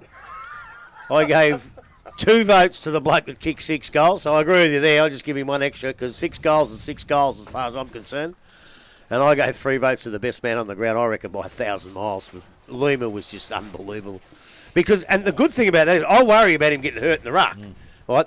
The winch rucks weren't that big, but once the ruck contest is over, because he can play on ball and all that, because he's a lot smaller, a lot lighter, and very agile, he becomes a ruck rover around the ground. I reckon there's a few times where he tapped the ball down and finished up getting it himself. He did that quite a few times, and I thought he was far and above the best on the ground. And he is going to the famous Yarns Hotel. Wagyu. How did you see the game, you? And who Come on, did you Ewan. give your votes to? Who'd you give your votes to? Because mine are them. Those are my points as well. Oh, no, don't ever do that. Jeez. Agree with the boss. So we still don't know how good West are because the opposition did fall away, but certainly when they're kicking into the forward line to Blake Dye and Wallace was pretty cool, but there wasn't a lot of pressure on the midfielders streaming out of the ground. Yeah, there wasn't, but Winch in the past, like 18 points at East, they beat Belpost Hill. So I think that's form enough to say that West today were bloody good. Right now, whether they're as good as East and Winch and Bannock, well, we're going to find out. Jay Boom makes a difference. Oh, he's going to make a huge difference. But unfortunately, then we're going to play poor old Lima. Well, let's hope they put him in the forward line next time because they said if they put him, add him to the 3 they've already got down there in Mitchell, Dye and Wallace, and they have Lima as another forward. Their defence doesn't need him at the moment. They're on balls inside. Didn't need him. Wingman. Yeah, well, he can play there as well. He can play anywhere, this kid. Don't worry about that. Don't worry, but I would still have him as a half forward and give him the ground to play. I wouldn't even put restrictions on him. Don't go here, don't go there. You go wherever you want to get the ball. Well, class-wise, I put him up with the best of the comp. Oh, absolutely. And I have done for the last probably 7 years. Well, West haven't been that good, and he's made the last 2 GDFL teams of the year. So that's the opposition coach's view, so that's a pretty good sign. Well, I reckon he made a couple when he was playing for Belmont too, when they weren't much good. Easily, so he's a very, very, very good player. And to ask him to go and play in the ruck and do the job that he did is bloody sensational, if you ask me. And I'm glad, because in the ruck, you go up, you knock a knee or something like that. It's the easiest place on the ground to get an injury. And I was just hoping for his sake. Even with these conditions, it makes it twice as bad. Yeah, I was just hoping like Ali didn't get an injury. And instead, he got the Wagyu steak from the Yards Hotel. Okay, gentlemen, last week we had this position for where do we go, and we came here because it was the best of ordinary lot of games. Well, Next week we've got a couple of corkers. Yeah. So which way you veterans thinking of going? I think the Belpost Hill Thompson game's got to be the one we go and see. That'll be really it for the finals, won't it? Pretty much. It's either that or it's Bannockburn West, I would think. Yeah, well, I was thinking Belpost Hill Thompson pre-match, but after today I thought, pretty mouth-watering Bannockburn at West. But there's so much at stake for Belpost Hill Thompson, is it? Because by your own calculations, Grubby, it's pretty much whoever wins might be just 2 place finals. Well, I think it might now. Now Winch is definitely out of the equation. I think to go and see Bannockburn and West, that would be going out to Bannockburn 3 weeks out of 4, and we're not going to do that. I think Belpost Hill and Thompson, that's the game that's going to decide, as you say, that whoever plays in the finals, maybe, because both of them could lose 3 games late. I think we should go out to Belpost Hill. Both of them had really good wins today, Thompson. The week after that, we've really only got 1 good game, and that's East Geelong, Belpost Hill. So, yeah, it'd be good to go back and have a look at East Will again. Ford kicked 8. Belpost Hill have kicked 18-17 to Belmont Lions 7-5 at last, and Thompson have kicked 26-16 to Anarchy's 7 straight goals, 42. Bannockburn were 89-30 in front of Corio. Inverleigh 114, North Geelong 48, East Geelong 95, Werribee 50, and of course here it was 140 to 35.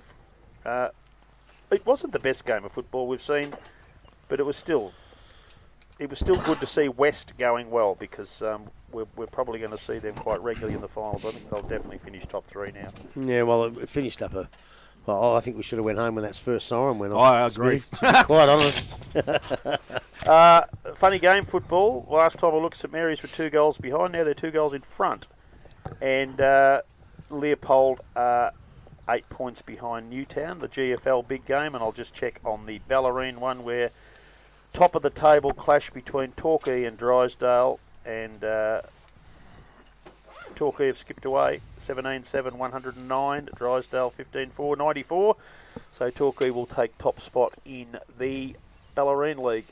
But for here, it's business as usual. No change in the order, as all the top 6 sides have had a win.